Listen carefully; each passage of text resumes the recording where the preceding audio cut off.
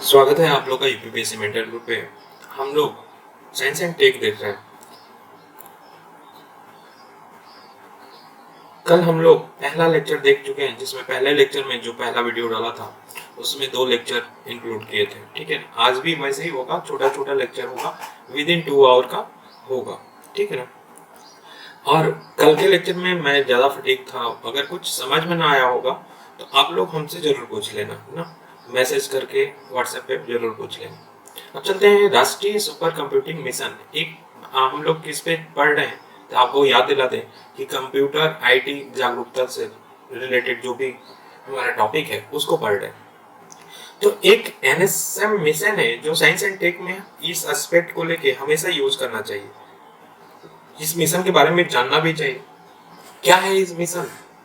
राष्ट्रीय computing mission, जिसको NSM बोला जाता है।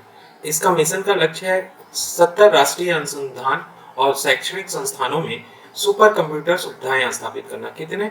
तो 70 राष्ट्रीय रिसर्च एंड एजुकेशन इंस्टीट्यूट में क्या करना है? सुपर कंप्यूटर सुविधाएं स्थापित करना है एनएसएम में। और लगी बात, एक अच्छी बात यह है कि उन्हें राष्ट्रीय ज्ञान नेटवर्क, नेशनल नॉलेज नेटवर्क के साथ क्या करना है? इंटीग्रेट करना है या एकीकृत करना है। ये इस मिशन को वर्ष 2015 में शुरू किया गया था। ठीक है ना, 2015 में शुरू किया गया था। तो इसका उद्देश्य क्या है? एनएसएम का उद्देश्य क्या है? तो भारत को सुपर कंप्यूटर के क्षेत्र में विश्व के अग्रणी देशों के रूप में क्या करना? स्थापित करना। अभी हम लोग की स्पीड बहुत स्लो है। सुपर कंप्यूटर के जो सुपर कंप्यूटर बनाए गए हैं उसमें बहुत स्पीड स्लो है। ठीक है ना। हम अभी टेराबाइट तक पहुंचे हैं, टेराबाइट तक पहुंचे हैं। और जबकि पेंटाबाइट के सुपर कंप्यूटर आ रहे हैं, तो हम तो एक जनरेशन बहुत पीछे हैं स्पीड में। तो देखा जाए कि सुपर कंप्यूटर के क्षेत्र में विश्व में एक अग्रणी स्थान बनाना भारत का एनएसएम का क्या है? मिशन है। दूसरा क्या कि जो राष्ट्रीय और वैश्विक उपयोगिता से संबंधित जो चुनौतियां हैं उसको हल करने में भारत की सक्षमता क्या बढ़ाना। देश के वैज्ञानिक और शोधकर्ताओं को अत्याधुनिक सुपर कंप्यूटर सुविधाओं के साथ सशक्त करना। जो भी वैज्ञानिक हैं या रिसर्चर हैं उनको क्या करना? अत्याधुनिक सुपर कंप्यूटर सुविधाओं से लैस करना, इसका मेन एम है। ठीक है। फिर क्या कि प्रयासों की बहुलता और दोहराव को कम करना और सुपर कंप्यूटिंग के क्षेत्र में निवेश को प्रोत्साहित करना इसका उद्देश्य है। सुपर कंप्यूटिंग प्रौद्योगिकी जैसे रणनीति क्षेत्र में वैश्विक प्रतिस्पर्धा क्षमता को विकसित करना तथा आत्मनिर्भरता को सुनिश्चित करना एनएसएम का उद्देश्य है। ठीक है। अब देखा जाए कि एनएसएम के पहले चरण में क्या बनाया जाएगा। एनएसएम के जो 3 चरण हैं, तो पहले चरण के क्या होगा ये बात जानना चाहिए। एनएसएम 3 चरण में है, ये ध्यान रखना, 3 चरण में। तो पहले चरण में क्या होगा कि भारत सुपर कंप्यूटर के लिए आवश्यक जो कल पुर्जे हैं उनको आयात और असेंबल किया जाएगा। कल पुर्जों को क्या किया जाएगा? आयात किया जाएगा और असेंबल किया जाएगा पहले वाले में। दूसरे वाले में क्या बोला गया है कि इस दौरान देश में सुपर कंप्यूटर नेटवर्क की स्पीड बढ़ा के कितना करना है? 16 पेटाफ्लॉप्स करना है। हमने सॉरी उधर पेटाफ्लॉप्स क्या होता है? फ्लॉप। पेटाफ्लॉप मतलब 10 टू द पावर 15। और फ्लॉप क्या होता है? ये कंप्यूटर की स्पीड नापने की इकाई है। ठीक है ना। हमने बाइट इधर बोल दिया है, फ्लॉप होना चाहिए, टेराफ्लॉप ना, टेराफ्लॉप और पेटाफ्लॉप, बाइट नहीं फ्लॉप। ठीक है ना, बाइट तो बहुत छोटा। ठीक। तो फ्लॉप जो स्पीड है ना, इसमें कितना करना? दूसरे चरण में 16 पेटाफ्लॉप तक ले जाना है और तीसरे चरण में इस स्पीड बढ़ा के कहां तक ले जाना? 45 पेटाफ्लॉप्स में ले जाना है। ठीक है ना, पेटाफ्लॉप में ले जाना। तो पहले में तो क्या करना है? असेंबल करना है। दूसरे में 16 पेटाफ्लॉप ले जाना है और तीसरे में 45 पेटाफ्लॉप ले जाना है। ठीक है ना। अब आ जाते हैं artificial intelligence. Artificial intelligence, AI हमेशा न्यूज में रहता है, हमेशा क्वेश्चन बनता है इसमें। तो एआई है क्या? तो यह कंप्यूटर विज्ञान की एक ऐसी शाखा है जो कंप्यूटर को मानवीय बुद्धि की नकल करने के योग बनाने के संबंध में कार्य करती है। क्या? तो जो कंप्यूटर हैं उनको मानवीय बुद्धि नकल करने की योग बनाने की प्रथा या जो हम टेक्निक विकसित करते हैं उन्हीं को एआई बोलते हैं। एआई एक मशीन को उसके बदले परिवेश को समझने और प्रतिक्रिया करने में सक्षम बनाता है। तो मशीन को उसके बदलते परिवेश, जैसा जैसा मौसम या परिवेश बदलेगा तो प्रतिक्रिया करने की क्षमता भी होगा वैसे ही चेंज होगा। मतलब ये मानव की बुद्धि के समान ही काम करेगा एआई, ठीक है ना। इसमें वर्ष 2035 तक राष्ट्रीय समृद्धि दर में 1.3% की बढ़ोतरी करने और भारत की अर्थव्यवस्था में $1 ट्रिलियन जोड़ने की क्षमता है। तो एआई को अगर बताओगे तो डाटा ये बहुत इंपॉर्टेंट है कि ये क्या कर सकता है, जीडीपी में कितना वृद्धि भी कर सकता है, तो 1.3% वृद्धि कर सकता है 2035 तक, और अर्थव्यवस्था में $1 ट्रिलियन इसकी वजह से आ सकता है, क्षमता बन सकता है और अधिक। तो एआई के क्षेत्र में भारत की क्षमता की बात करें तो बड़ी युवा आबादी है, उभरता हुआ स्टार्टअप है, इकोसिस्टम भारत की एआई फॉर ऑल रणनीति है। स्टार्टअप इकोसिस्टम क्या है? उभरता हुआ स्टार्टअप इकोसिस्टम है भारत की एआई फॉर ऑल, भारत का डिजिटल फुटप्रिंट आदि, ये एआई के क्षेत्र में भारत की क्षमता को बताता है कि बहुत युवा आबादी है। हमने कहा था ना कि 63% की कार्यशील जनसंख्या है ना, और उसमें भी इनका औसत एज कितना है, 29 ईयर एज है।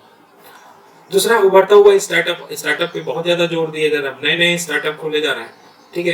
भारत की एआई फॉर ऑल रणनीति भी लाया गया है, भारत का डिजिटल फुटप्रिंट भी बढ़ रहा है। तो इस आधार पे देखा जाए तो भारत की क्षमता है। आर्टिफिशियल इंटेलिजेंस के लाभ और प्रयोग बताइए कि लाभ क्या है और इसका प्रयोग क्या किया जा सकता है।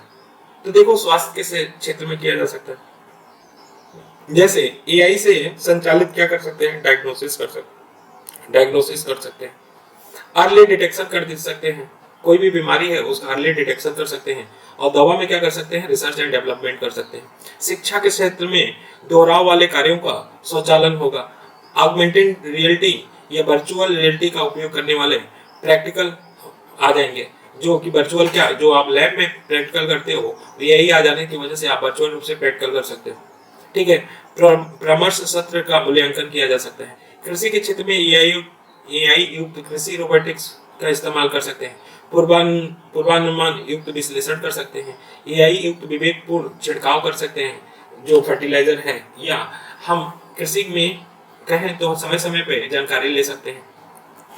विनिर्माण क्षेत्र में देखें तो गुणवत्ता की जांच कर सकते हैं, उपकरण विफलता का पूर्वानुमान लगा सकते हैं, और कोई भी उपकरण बना रहे हैं तो विफल है उसका पूर्वानुमान लगाया जा सकता है। इन्वेंट्री प्रबंधन किया जा सकता है, आपूर्ति श्रृंखला प्रबंधन किया जा सकता है, रियल टाइम परिवर्तन आदि पे निगरानी किया जा सकता है। ऊर्जा के क्षेत्र में क्या होगा, स्मार्ट ग्रिड बनाया जा सकता है, एंटी थेफ्ट जो चुराया ना जा सके ऐसा प्रौद्योगिकी बनाया जा सकता है, फॉल्ट का पूर्वानुमान लगाया जा सकता है, एलेक्सा, गूगल नेस्ट आदि का उपयोग करके ऊर्जा कुशल प्रणाली का निर्माण किया जा सकता है। जैसे कि एलेक्सा आजकल हो रहा है ना कि वो अगर वाईफाई बल्ब है तो एलेक्सा को बोल दो तो वो क्या कर देगी, ऑफ कर देगी, ऑन कर देगी, जैसा चाहोगे। आप बैठे बैठे घर से बाहर भी मान लो ऑफ नहीं किए तो मोबाइल के ऐप से कर दोगे। वित्तीय सेवाएं देखा जाए तो व्यक्ति कृत या पर्सनलाइज बैंकिंग हो जाएगा, धोखाधड़ी का पता लगाया जा सकता है, प्रक्रिया का स्वचालन किया जा सकता है, और कानून प्रवर्तन में भी एआई का महत्व हो सकता है, चेहरे की पहचान में, आवाज की पहचान में, पूर्वानुमान युक्त विश्लेषण में। तो इस तरह एआई का उपयोग हम कर सकते हैं क्या, स्वास्थ्य सेक्टर में, शिक्षा सेक्टर में, कृषि में, विनिर्माण में, ऊर्जा में, वित्तीय सेवाएं में, कानून परिवर्तन में, उद्योग में कर सकते हैं, उद्योग में भी कर सकते हैं। प्रारंभ की गई पहले क्या है भारत के द्वारा, तो एआई सहित 10 उभरते क्षेत्रों में पेशेवर की रीस्किलिंग अप स्किलिंग के लिए नैसकॉम के साथ क्या किया है, सहयोग से MIT द्वारा संचालित फ्यूचर स्किल प्राइम स्टार्ट किया गया है। किसके साथ, नैसकॉम के सहयोग से MIT द्वारा किया गया है, ठीक है ना। दूसरा, आर्टिफिशियल इंटेलिजेंस के लिए राष्ट्रीय रणनीति बनाया गया है। हेल्थ केयर में क्या, तो गुणवत्ता युक्त स्वास्थ्य सेवा की पहुंच और वहनीयता में वृद्धि किया जाएगा। तो राष्ट्रीय पूछा जा सकता है ना कि आर्टिफिशियल इंटेलिजेंस के लिए राष्ट्रीय रणनीति क्या है, इसमें चर्चा कीजिए।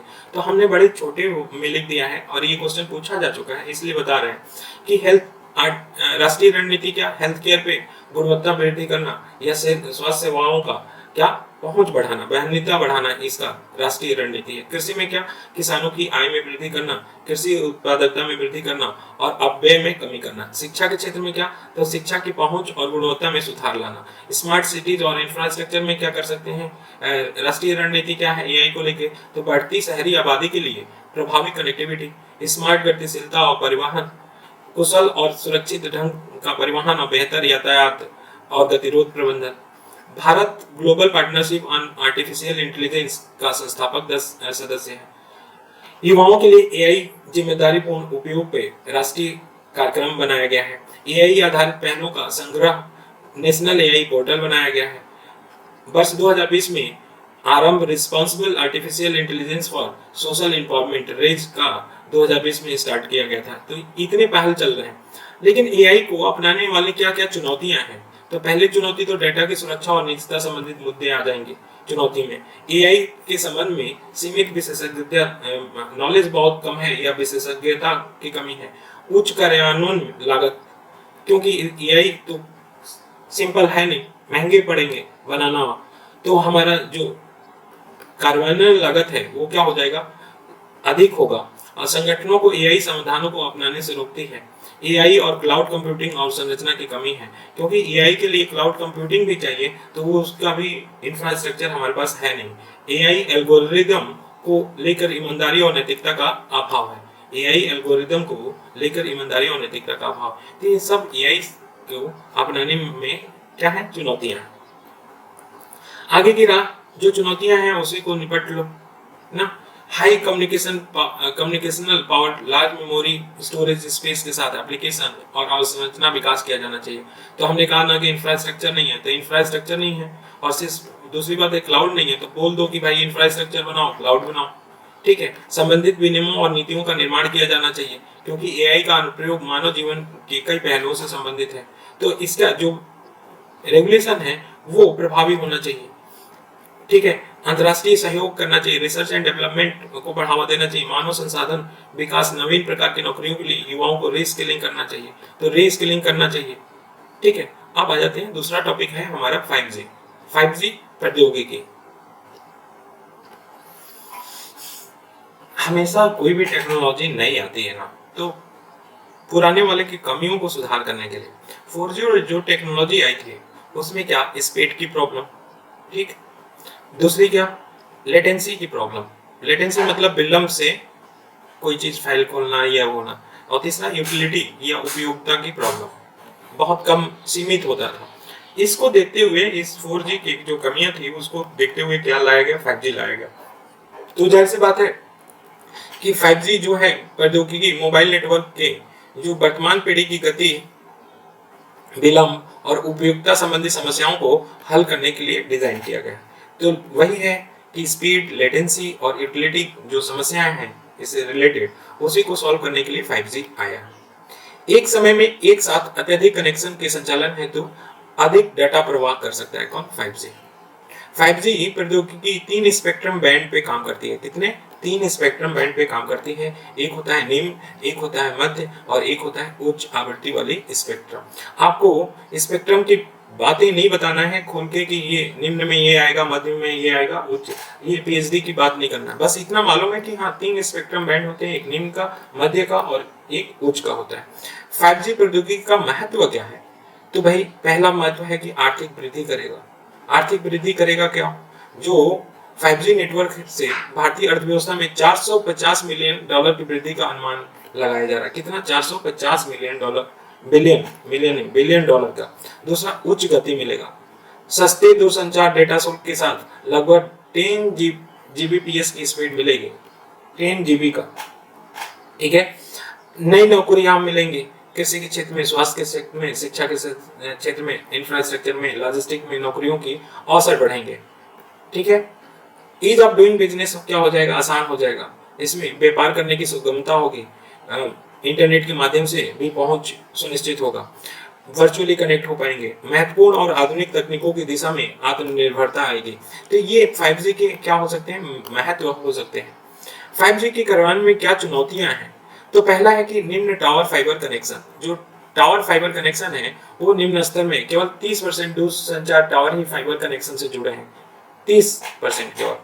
हार्डवेयर संबंधित चुनौतियां हैं क्या? तो 5G उपकरणों के लिए ज्यादा विदेशी OEMS मूल उपकरण विनिर्माता पर निर्भर है। स्पेक्ट्रम के उच्च मूल्य निर्धारण किया गया है। तो जो स्पेक्ट्रम है उसका अगर उच्च मूल्य अगर निर्धारित होगा तो फिर जो हम विश्व में जो नेट प्रोवाइडर हैं उससे हम प्रतिस्पर्धा भी नहीं कर पाएंगे। और दूसरी बात है कि स्पेक्ट्रम अगर हाई होगा, महंगा होगा, तो फिर लागत कई गुना बढ़ जाएगा या महंगे हो जाएंगे टैरिफ। 5G फ्रीक्वेंसी बैंड में अंतर होगा। गति और कवरेज क्षेत्र के संबंध में प्रत्येक अपने अपने लाभ और सीमाएं हैं। 5G फ्रीक्वेंसी बैंड में अंतर होने की वजह से नेट न्यूट्रलिटी के लिए चुनौतियां हो जाएंगे। नेट न्यूट्रलिटी अभी पढ़ेंगे इसके बाद, तो उसके लिए चुनौती हो जाएंगे। ठीक है, मतलब जो नेट प्रोवाइडर हैं वो क्या रहे, तटस्थ रहे, क्या भेदभाव न करें, तो उसी को नेट न्यूट्रलिटी कहते हैं। कि नेट जो प्रोवाइडर हैं अपनी सेवाओं के प्रति क्या रहे, तटस्थ रहे, उसी को नेट न्यूट्रलिटी बोलते हैं। अन्य क्या होगा इसमें चुनौतियां, टेलीकॉम संबंधी मुद्दे आ जाएंगे, जैसे प्रति उपयोगकर्ता औसतन कम राजस्व कौशल की कमी ATC हो सकता है। उपभोक्ता संबंधित बाधाएं हो सकते हैं कि नेटवर्क कवरेज का मुद्दा हो सकता है, हेडसेट की अपर्याप्त उपलब्धता हो सकता है, डेटा गोपनीयता से रिलेटेड चुनौतियां हो सकती हैं। तो सरकार ने कदम क्या उठाया? तो 2017 में 5G प्रौद्योगिकी हेतु एक उच्च स्तरीय मंच स्थापित किया। Cellular operator association of India जो COAI है ने 5G इंडिया फोरम का गठन किया है। राष्ट्रीय डिजिटल संचार नीति जो 2018 आया है, इसके तहत भारत में 5G सेवाओं के संबंध में उद्देश्य निर्धारित किए गए हैं। तो सुझाव क्या होना चाहिए? तो फाइबर कनेक्टिविटी जो हमने बताया 30% है, तो वो उसको बढ़ाओ। जो हार्डवेयर हमको निर्माण करने के लिए आयात पर निर्भर हो रहा है, तो भैया अपने देश में बनवाओ। 5G सेवाओं को विश्व स्तर पर प्रतिस्पर्धी बनाने के लिए क्या करो, युक्त संगत करो। कैसे? स्पेक्ट्रम की नीलामी सही से करो भाई, राइट। भविष्यगामी 5G प्रौद्योगिकी के अनुप्रयोगों को बढ़ाने के लिए स्पेक्ट्रम बैंड की संतुलित आवंटन करना चाहिए, इसमें भेदभाव नहीं करना चाहिए। तो ये हम सुझाव दे सकते हैं। अब इंटरनेट ऑफ थिंग्स की बात करें, ये भी एक नया प्रौद्योगिकी है। इंटरनेट ऑफ थिंग्स की इस समय बहुत बातें चल रही हैं। जैसे इंटरनेट ऑफ थिंग्स देखा होगा कि घर में बैठे बैठे अपनी कार को अपने गैलरी से निकाल के सड़क पे लगा लेना। ठीक है, आपने जाने से पहले आवाज से या किसी भी रिमोट के माध्यम से कार को स्टार्ट कर लेना ना, कार को बंद हो जाने के लिए बोलना। तो इंटरनेट ऑफ थिंग्स है। इवन इतना होता है इंटरनेट ऑफ थिंग्स है कि आप स्विच ऑफ ऑन कर सकते हो। अपने घर में बोर्ड होता है इंटरनेट ऑफ थिंग्स से, स्विच कंट्रोलर होता है, तो आप कौन सी लाइट जलाना चाहते हो, कौन सी लाइट ऑफ करना चाहते हो, ऑन ऑफ कर सकते हो इंटरनेट ऑफ थिंग्स से। ठीक है, बात समझ रहे हो क्या? ठीक है, तो करते हैं इस पर डिस्कशन। तो इंटरनेट ऑफ थिंग को हमने बताया था ना कि घर पे बैठे जो भी चीज ऑफ ऑन कर सकते हो। बाहर भी हो, पता चला कि आप गए हो किसी मॉल में घूम रहे हो और पता चला कि हमने ऑफ ही नहीं किया, तो ऑफ कर सकते हो। ठीक, मोटर चलते छोड़ा है, ऑफ कर सकते हो। तो अंतर्निहित घटक या उपकरण को आपस में संबंध निर्बाध नेटवर्क को इंटरनेट ऑफ थिंग्स बोला जाता है। जो अंतर्निहित घटक हैं, कंपोनेंट हैं, उपकरण हैं, वो आपस में क्या किया जाता है, नेटवर्क से उसको क्या किया जाए, इंटीग्रेटेड कर दिया जाए, तो उसको IoT बोला जाता है, इंटरनेट ऑफ थिंग्स बोला जाता है। सभी घटक या उपकरणों को उनकी पहचान के लिए एक कोड प्रदान किया जाता है, जिसमें कि पता चले कि स्विच, मान लो कि यहाँ पे स्विच है और स्विच में कौन सा स्विच की बात करेंगे, तो ये 1 नंबर हो गया, दूसरे वाले घर में 2 नंबर है, ऐसे करके कोड दिया जाएगा। तो इनमें क्या किया जाएगा, कोड प्रदान किया जाता है। इसमें मानक और अंतर संचालनीय संचार प्रोटोकॉल का उपयोग करते हुए किसी मानवीय हस्तक्षेप के बिना मशीन टू मशीन संचार को संभव बनाया जा सकता है। तो ये मशीन टू मशीन संचार को भी क्या किया जा सकता है, संभव बनाया जा सकता है। अब अनुमान के अनुसार 2026 तक वैश्विक स्तर पे 26.4 बिलियन IoT उपकरणों का उपयोग में लाया जा सकता है। सोचो 2026 तक ही, वो आज से 3 साल के बाद ही बात हो रही है। IoT इकोसिस्टम में वेब मतलब इंटरनेट से संचालित होने वाले स्मार्ट उपकरण लगे होते हैं। इसमें अपने क्षेत्र से संबंधित डेटा को एकत्र करने, भेजने, उस पर काम करने के लिए अंतर्निहित प्रणालियों का उपयोग किया जाता है, जैसे प्रोसेसर, सेंसर, हार्डवेयर का प्रयोग किया जाता है।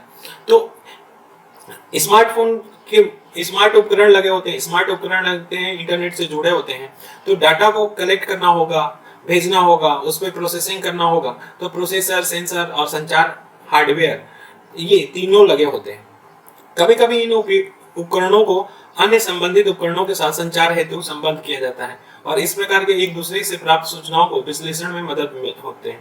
तो ये बड़ी बात है, डीकेडी में भी हम बता देंगे। ऑल्दो आप समझो कि हमने कहा कि मशीन से मशीन भी जुड़ सकता है ना, इसमें इवन बैठे बैठे ऐप भी कंट्रोल कर सकता है कि ऐप पे आपने बोल दिया इंटरनेट पे कि आज पंप हमारा 4 बजे से लेके 4:30 बजे तक ऑन रहेगा, कृषि में 4 से 4:30 के बीच में ऑन रहेगा, तो ऐप पे डाल दिया तो ऐप ही गवर्न कर रहा है इसको, ये चालू भी करेगा और बंद भी करेगा। तो internet of thing machine to machine हो सकता है, ठीक है। और इनके बीच में डाटा जो होगा उसका विश्लेषण भी किया जा सकता है कि क्या हुआ, कैसा हुआ, तो वही बता रहे हैं। ये उपकरण अधिकांश कार्य मानवीय हस्तक्षेप के बिना संपादित करते हैं, हालांकि लोग उपकरणों के साथ संवाद कर सकते हैं। उदाहरण के लिए, जैसे एक उदाहरण हम सिंपल दे रहे हैं कि अलेक्सा का नाम सुना होगा, आप उससे पूछो तुम्हारा नाम क्या है, बताइए, कहाँ रहते हो, बताइए, मतलब संवाद की स्थिति हो सकती है। इंटरनेट ऑफ थिंग्स का उपयोग कहाँ हो सकता है, तो देखो घर में हो सकता है, स्मार्ट तरीके से तापमान नियंत्रण करना है उसके लिए हो सकता है, ऊर्जा का बेहतर उपयोग करने के लिए किया जा सकता है, सैन्य में किया जा सकता है, क्या पारिस्थितिकी संबंधी जागरूकता में, खतरे का विश्लेषण करने में, चिकित्सा में किया जा सकता है, क्या तो मरीजों की बेहतर देखभाल के लिए, पहनने योग्य फिटनेस डिवाइस में, डेटा की गुणवत्तापूर्ण रिपोर्टिंग में, औद्योगिक में मशीन टू मशीन संवाद करवाने में, गुणवत्ता नियंत्रण में, वाहन में किया जा सकता है, वाहनों में खराबियों का स्वतः ठीक करने में, यातायात को प्रवाह को बेहतर करने में, स्मार्ट पार्किंग में, पर्यावरण में हो सकता है, वन अग्नि का पता लगाने में, जीव जंतुओं की निगरानी करने में, मौसम का पूर्वानुमान लगाने में, कृषि में क्या मवेशियों को देखभाल में, फसल प्रबंधन में, मृदा विश्लेषण में, अन्य क्या कर सकते हैं तो चोरी से सुरक्षा करने में, इन्वेंट्री या माल सूची संबंधी नियंत्रण में, विशेष मार्केटिंग में। तो ये इंटरनेट ऑफ थिंग्स का हम घर में कर सकते हैं, सैन्य में कर सकते हैं, चिकित्सा में कर सकते हैं, औद्योगिक में कर सकते हैं, वाहन में कर सकते हैं, पर्यावरण में कर सकते हैं, कृषि में कर सकते हैं और भी अन्य कर सकते हैं। महत्व क्या है इसका, तो स्वचालन और नियंत्रण क्या है कि अपने आप में चालन करता है, नियंत्रण करता है, तो मानव के हस्तक्षेप के बिना किया जाता है, इंटरनेट के माध्यम से, ऐप के माध्यम से किया जाता है, तो वो इफिशियंसी बढ़ जाती है। कोई भी मान लो कि अगर लाइट ही ऑन ऑफ करना है तो उस संसाधन की एफिशिएंसी बढ़ जाएगी। उपकरणों को बेहतर निगरानी होगा, जो भी उपकरण उससे जुड़े होंगे वो बेहतर निगरानी होगा, पता चल जाएगा कि कौन स्विच जला है, कौन सा नहीं जला है, कौन अच्छा काम कर रहा है वो नहीं पता चल जाएगा और इवन वो सुधारा भी जा सकता है। दक्षता, एफिशिएंसी कहें तो ना, दक्षता सुधार होगी, धन की बचत होगी, धन की बचत होगी। क्यों? क्योंकि संसाधनों का बचत होगा तो धन की भी बचत होगी। इंटरनेट ऑफ थिंग्स को प्रोत्साहन देने के लिए सरकार द्वारा क्या क्या उपाय किए गए, तो 2015 में भारत सरकार ने इंटरनेट ऑफ थिंग्स की नीति पर एक मसौदा तैयार किया था। इसका उद्देश्य हमारे देश की अर्थव्यवस्था, समाज, पर्यावरण, वैश्विक आवश्यकताओं के लिए नेटवर्क से संबंध तथा स्मार्ट आईओटी आधारित प्रणाली तैयार करना था। मसौदा हालांकि अभी पास नहीं हुआ और भारतीय संदर्भ में देश में डिजिटल अवसंरचना स्थापित करने के लिए स्मार्ट सिटी अवधारणा, डिजिटल इंडिया कार्यक्रम के तहत प्रस्तावित विभिन्न पहले आईओटी उद्योग को प्रोत्साहित करने में मदद करेगी। तो जो भी डिजिटल इंडिया है, स्मार्ट सिटी का अवधारणा, तो ये क्या करेगा, आईओटी को, क्योंकि इसमें टेक्नोलॉजी को बड़ा इंपॉर्टेंस दिया है, तो ये भी आईओटी को क्या करेगा, बढ़ावा देगा। फिर भारत सरकार और नेस्कॉम द्वारा बेंगलुरु में आईओटी उत्कृष्टता, फीडबैक और नियंत्रण के सेंटर ऑफ एक्सीलेंस स्थापित किया गया। अभी आंध्र प्रदेश में अपनी तरह की पहली नीति के साथ आईओटी हब के रूप में परिवर्तित किया जाएगा। तो आंध्र प्रदेश अपनी इंटरनेट ऑफ थिंग की एक नीति लेके आया है और आईओटी हब के रूप में बनने की बात कही है। एमडीसीपी के अनुसार 2022 तक 5 बिलियन कनेक्टेड डिवाइसों के लिए इकोसिस्टम विकसित किया जाएगा।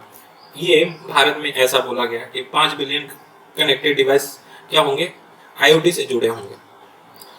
चुनौतियां क्या हैं इनसे, तो डेटा का उल्लंघन, व्यक्तिगत डेटा से संबंधित सूचनाएं सार्वजनिक हो सकती हैं, प्रौद्योगिकी पर निर्भरता बढ़ जाएगा, मतलब इंटरनेट कनेक्शन पर निर्भरता बढ़ जाएगा, अगर कट जाएगा तो फिर जानते हो बवाल मचेगा। संचालन में जटिलता है, हैकर्स नियंत्रण कर सकते हैं, आपके घर में ऊर्जा का हो सकता है, आपके घर में आग भी लगा सकते हैं, मतलब बहुत कुछ हो सकता है। एक दूसरे के साथ काम करने की क्षमता, टैगिंग और निगरानी उपकरणों की अनुकूलता, संगतता में संबंधित चुनौतियां हो सकता है कि एक दूसरे के साथ काम करने में क्षमता देखा जा सकता है। अकुशल लोगों के लिए रोजगार में कम अवसर होगा, क्योंकि IoT होगा तो फिर हमको कौशल तो आवश्यक है। आप इंटरनेट का उपयोग करता जानते हो या जो उपकरण है उसके बारे में जानते हो तभी अच्छा है। जैसा कि हमने पहले बताया था कि नेट न्यूट्रलिटी बताएंगे, और नेट न्यूट्रलिटी को परिभाषित करना इतना बड़ा चीज नहीं है। आप कह दोगे कि जो नेट प्रोवाइडर करता है, जो नेट को उपलब्ध कराता है, कंपनियां हैं, वो नेट से कोई भेदभाव ना करे। भेदभाव ना करे मतलब क्या?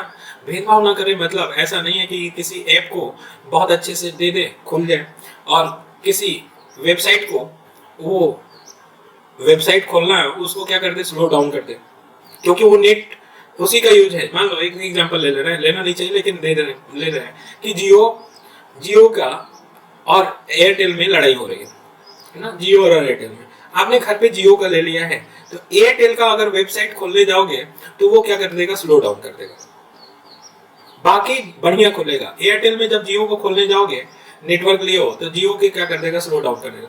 तो ये कहीं ना कहीं ऐप को क्या कर रहा है, निष्पक्ष नहीं है, न्यूट्रल नहीं है, भेदभाव कर रहे हैं। उसी भेदभाव को हटाने के लिए नेट न्यूट्रलिटी आता है। बात समझ में आया ना? इतनी बात समझ में आए तो आगे समझ में आएगा भी, ठीक है। तो देखो नेट न्यूट्रलिटी में होता क्या है, इसको देख लो कि नेट न्यूट्रलिटी यह विचार है कि इंटरनेट सेवा प्रदाताओं द्वारा किसी विशेष ऐप, साइट, सेवाओं के पक्ष में अनुचित भेदभाव किए बिना अपने नेटवर्क पे सभी डेटा से निष्पक्ष व्यवहार किया जाए। सभी डेटा से कैसा करें, निष्पक्ष व्यवहार करें। यही नेट न्यूट्रलिटी है। हमने थोड़ा अलग बोल दिया। मतलब नेट न्यूट्रलिटी यह सुनिश्चित करना कि सभी उपयोगकर्ता इंटरनेट पर उपलब्ध सामग्री, एप्लीकेशन, सेवाओं तक समान स्तरों की सेवा और गुणवत्ता, गति, कीमत के साथ पहुंचने में सक्षम हो। मतलब कि सेवा भी समान हो, गुणवत्ता भी समान हो, गति भी समान हो, कीमत भी समान हो, तो हम कहेंगे कि नेट न्यूट्रलिटी है, ठीक है ना। इसके साथ उन्हें कंटेंट, एप्लीकेशन, सेवाओं के प्रकार के आधार पर उन्हें सेवा में किसी प्रकार की प्राथमिकता या उपेक्षा का सामना न करना पड़े, जैसा कि हमने बताया था। इसी प्रकार इस मुद्दे पे प्रत्येक देश की प्रतिक्रिया भी अलग अलग होती है। मतलब हर एक देश की नेट न्यूट्रलिटी पे प्रतिक्रिया, रिस्पॉन्स अलग अलग है। कुछ देश ये बोलते हैं इस मुद्दे को हल करने के लिए वर्तमान तंत्र को लगभग पर्याप्त मानते हुए कोई विशिष्ट उपाय नहीं किया है, जैसे ऑस्ट्रेलिया, साउथ कोरिया, न्यूजीलैंड कोई विशिष्ट उपाय नहीं किया है। कुछ देश या समूह हैं हल्के फुल्के नियम अपनाए हैं, जैसे यूरोपीय आयोग है, जापान है, यूनाइटेड किंगडम है। कुछ ऐसे देश ऐसे हैं जिन्होंने विशेष विधायी उपाय अपनाए हैं नेट न्यूट्रलिटी के लिए, जैसे ब्राजील है, चीन है, फ्रांस है, चिली है, फ्रांस है, नीदरलैंड है, सिंगापुर है, संयुक्त राज्य अमेरिका है। ये भारत में वर्तमान में नेट न्यूट्रलिटी सुनिश्चित करने वाले दिशा निर्देशों की स्थापना है। मुख्य रूप से कौन जिम्मेदार है, तो ट्राई के द्वारा ही सुनिश्चित किया जा रहा है नेट न्यूट्रलिटी, ठीक है। नेट न्यूट्रलिटी पे भारतीय दूरसंचार नियामक प्राधिकरण जो ट्राई की है, क्या क्या सिफारिशें हैं, क्या सिफारिश है ट्राई का। तो देखो, कंटेंट से भेदभाव व्यवहार निषिद्ध है। जो भी कंटेंट में आप भेदभाव कर रहे हैं, जो नेट प्रोवाइडर है वो ना करें। इंटरनेट एक्सेस सेवाएं एक ऐसे सिद्धांत से प्रसारित होनी चाहिए जो कंटेंट को लेकर किसी प्रकार भेदभाव और हस्तक्षेप से प्रतिबंधित करता है। कंटेंट वितरण नेटवर्क को विनियमन से बाहर रखा गया है। जो भी कंटेंट वितरण नेटवर्क है उसको किससे बाहर रखा गया है, विनियमन या रेगुलेटरी क्षेत्र से बाहर रखा गया। सेवाओं के एक वर्ग के रूप में जो इंटरनेट ऑफ थिंग्स और गैर भेदभावपूर्ण व्यवहार पे प्रतिबंध की परिधि से बाहर नहीं रखा गया। तो इसमें इंटरनेट ऑफ थिंग्स को ऐसा नहीं है कि बाहर रखा गया को, ठीक है। हालांकि महत्वपूर्ण इंटरनेट ऑफ थिंग्स सेवाएं जैसे टेलीमेडिसिन है, बिजनेस टू बिजनेस सेवाएं हैं, स्वचालित रूप से इससे बाहर रखा गया है। जो महत्वपूर्ण हैं उनको बाहर रखा गया है, ठीक है ना। लेकिन इंटरनेट, छोटे छोटे इंटरनेट ऑफ थिंग्स को बाहर नहीं रखा गया। किससे? इससे, नेट न्यूट्रलिटी से। भारतीय दूरसंचार नियामक प्राधिकरण मतलब ट्राई ने नेट न्यूट्रलिटी लागू करने के लिए भारत की ब्रॉडकास्ट ऑडियंस रिसर्च काउंसिल की तर्ज पर एक प्रहरी नियुक्त करने की सलाह दी है। क्या दी है कि जैसे ब्रॉडकास्ट ऑडियंस रिसर्च काउंसिल के तर्ज पर एक प्रहरी नियुक्त होता है, वैसे ही इसमें भी न्यूट्रलिटी के तहत एक प्रहरी होगा जो सुनिश्चित करेगा कि नेट न्यूट्रलिटी बरकरार रखा गया है कि नहीं है, कहीं भेदभाव तो नहीं किया जाएगा। अंतर्राष्ट्रीय संधि न्यायालयों के आदेश, सरकारी आदेशों द्वारा कुछ साइट को प्रतिबंधित करने को इन दिशा निर्देश से छूट दी गई है। मतलब कोई अंतर्राष्ट्रीय है, मान लो कि समाज को कोई वेबसाइट है, समाज को क्या कर रहा है, बहुत खराब कर रहा है, तो उस वेबसाइट को क्या कर सकते हैं, बंद कर सकते हैं। जैसे जैसे पॉर्न वाले वीडियो होते हैं, अक्सर वेबसाइट पे देखा जाता है, तो वो उसको बंद करना सरकार बंद करवा सकती है, न्यायालय भी बोल सकता है, ठीक है ना। तो इसलिए इसको बाहर रखा गया नेट न्यूट्रलिटी। ऐसा नहीं कि वो जाएगा कहेगा कि नहीं हमारे साथ भेदभाव कर रहे हो, ठीक है ना। नेट न्यूट्रलिटी की आवश्यकता क्यों है? तो संभावनाओं के द्वार खोलने के लिए है भाई हर एक में समता होगा, समता का विकास होगा, समानता होगा, ठीक है ना, भेदभाव नहीं होगा, तो गरीब की भी पहुंच उतनी होगी, एक धनी आदमी की भी पहुंच होगी, और अवसर का क्या होगा, लाभ उठाएगा। समान प्रतिस्पर्धात्मक अवसर होगा। समान प्रतिस्पर्धा मतलब कि गरीब भी उतना ही होगा, अपने सामान को बेच सकता है जितना एक व्यापारी भी बेच रहा है। समान प्रतिस्पर्धा का अवसर मिलेगा। अभिव्यक्ति और वाक स्वतंत्रता के इसमें बढ़ावा दिया जाएगा। अभिनव विचारों का समर्थन होगा, जो भी नए नए विचार हैं इसके माध्यम से आएंगे, तो इसलिए इसकी आवश्यकता है। नेट न्यूट्रलिटी के विरुद्ध में तर्क क्या है? तो प्राथमिकता आधारित सेवाएं, जैसे कि विभिन्न एप्लीकेशन के डेटा पैकेट को नेटवर्क पे विभिन्न प्रकार के व्यवहार की आवश्यकता होती है। जैसे एक ईमेल पैकेट और एक जो वीआईपी पैकेट है, आपातकालीन सेवाओं की जानकारी ले जाने वाले डेटा पैकेट बनाम वीडियो संबंधी जानकारी ले जाने वाले अन्य पैकेट में हम क्या कर सकते हैं, प्राथमिकता आधारित होने चाहिए। अगर मान लो कि कोई इमरजेंसी है, तो इमरजेंसी में हम कुछ उसकी स्पीड बढ़ा भी सकते हैं ना, तो फिर हम नहीं कह सकते ना कि न्यूट्रलिटी का अपोज कर रहा है। फिर क्या सीमित बैंडविड्थ है, नेटवर्क की बैंडविड्थ अपनी एक सीमा होती है और यह अनंत क्षमता का संसाधन नहीं है। यदि कोई व्यक्ति स्काइप या यूट्यूब का उपयोग कर रहा है, तो उसका बैंडविड्थ क्या होगा, घर में ही क्या हो जाएगा कि एक का यूट्यूब खुल रहा है, एक का नहीं खुल रहा है, तो वो कहेगा कि भाई हमको तो नेट न्यूट्रलिटी नहीं, हमारे यहाँ ये यूट्यूब नहीं खुल रहा है, तो ये भी विरोध में है। अवैध सामग्री, जैसे आपत्तिजनक और खतरनाक अवैध कंटेंट सभी के लिए सुलभ और इससे छुटकारा पाना कठिन है। जैसे कि हमने पॉर्न वाले वीडियो की वेबसाइट की बात कहा, वैसा नई इंफ्रास्ट्रक्चर का अभाव, कि नेट न्यूट्रलिटी होने से बिना भुगतान किए बड़ी मात्रा में डेटा का उपयोग किया जाता है, तो पैसा चाहिए ना, पैसा चाहिए, और पैसा जब होगा तो इंफ्रास्ट्रक्चर बनेगा। लेकिन इस पैसे का उपयोग ग्रामीण क्षेत्रों में हाई स्पीड नेटवर्क का विस्तार करने के लिए किया जा सकता है। अगर नेट न्यूट्रलिटी हटा दें, हम पैसा लेने लगे, तो वो पैसा का विस्तार कहाँ पे होगा, गाँव में नेटवर्क होगा। और ऐसे जो नेट प्रोवाइडर हैं वो भी क्या होंगे, जागरूक होंगे और पैसा इन्वेस्ट करेंगे, ठीक है।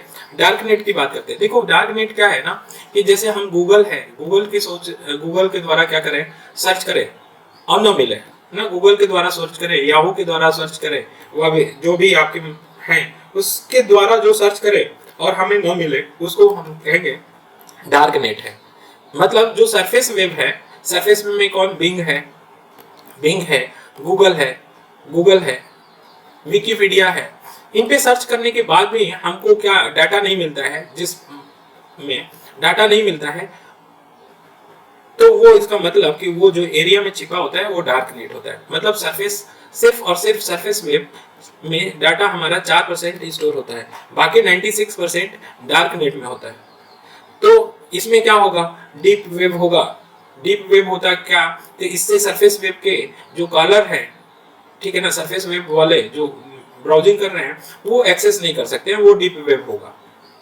जैसे मेडिकल रिकॉर्ड को एक्सेस नहीं कर सकते, कानूनी दस्तावेज रखा गया हो डीप वेब में, वो नहीं कर सकते। वैज्ञानिक रिपोर्ट हो, सब्सक्रिप्शन की जानकारी, जैसे आपके पास यूट्यूब हो तो यूट्यूब की जानकारी ना पता हो कि कौन कौन, ऐसे तो नंबर दिख जाएंगे लेकिन कौन कौन और है नाम ना आपको नहीं दिखेगा। प्रतिस्पर्धा वेबसाइट है। डार्क वेब, डीप वेब ये हुआ, इसके नीचे वाला इतना डीप वेब है, ठीक है। तो 90% क्या है, डीप वेब है, और बाकी 6% क्या है, डार्क वेब है। और यही डीप वेब और डार्क वेब मिलकर डार्क नेट बनाते हैं, ठीक है ना। ये टर्म ऑफ रेफरेंस के साथ डार्क वेब क्या किया जा सकता है, किसी को ब्राउज करने के लिए होगा। इसमें क्या होता है, जो सबसे ज्यादा तस्करी वगैरह या कहते हैं ना कि इलीगल काम करते हैं वो यूज करते हैं, जैसे नशीले पदार्थ की तस्करी, प्राइवेट कम्युनिकेशन किया जाता है जो आतंकवादी एक दूसरे को कर रहे हैं, राजनीतिक विरोध की जैसे कि किसके विरोध में बोलना है, क्या करना है, दंगा करना है, तो जो इलीगल एक्टिविटी होते हैं सब डार्क वेब में होते हैं, ठीक है, गैर कानूनी जानकारी जुटाना etc। तो ये आपको समझ में आना चाहिए डार्कनेट और सरफेस वेब। डार्कनेट है क्या, अभी तो हमने बता दिया। तो देखो कि डार्कनेट इंटरनेट आधारित ऐसा नेटवर्क है जिन्हें ना गूगल, ना पारंपरिक जो सर्च इंजन है, और न ही क्रोम, सफारी ब्राउजर के माध्यम से एक्सेस किया जा सकता है। मतलब डार्कनेट वो नेट है जो सरफेस वेब से अलावा होता है। इसके तहत समानता गैर मानकीकृत संचार जो प्रोटोकॉल का उपयोग किया जाता है। इन्हें इंटरनेट सेवा प्रदाताओं या सरकारी प्राधिकारियों द्वारा एक्सेस नहीं किया जा सकता है। तो इंटरनेट जो सेवा प्रदाता हैं वो भी नहीं एक्सेस कर सकते हैं, और ना सरकारी अथॉरिटी भी एक्सेस कर सकते हैं, बचा हुआ है। डार्कनेट पे अगर कोई कंटेंट उपलब्ध है तो वो एन्क्रिप्टेड होते हैं, तो उसको सब लोग देख नहीं सकता है। द ओनियन राउटर ब्राउजर जैसे विशिष्ट ब्राउजर की आवश्यकता होती है उसको देखने के लिए, एन्क्रिप्टेड होता है। द ओनियन टॉर जिसे बोलते हैं ना, द ओनियन राउटर ब्राउजर से ही क्या कर सकते हैं, देख सकते हैं। डार्कनेट स्वयं डीप वेब जो एक व्यापक अवधारणा है के भाग होते हैं। डार्कनेट स्वयं क्या होता है, डीप वेब के भाग होते हैं जिनमें पासवर्ड द्वारा संरक्षित साइट शामिल होती हैं।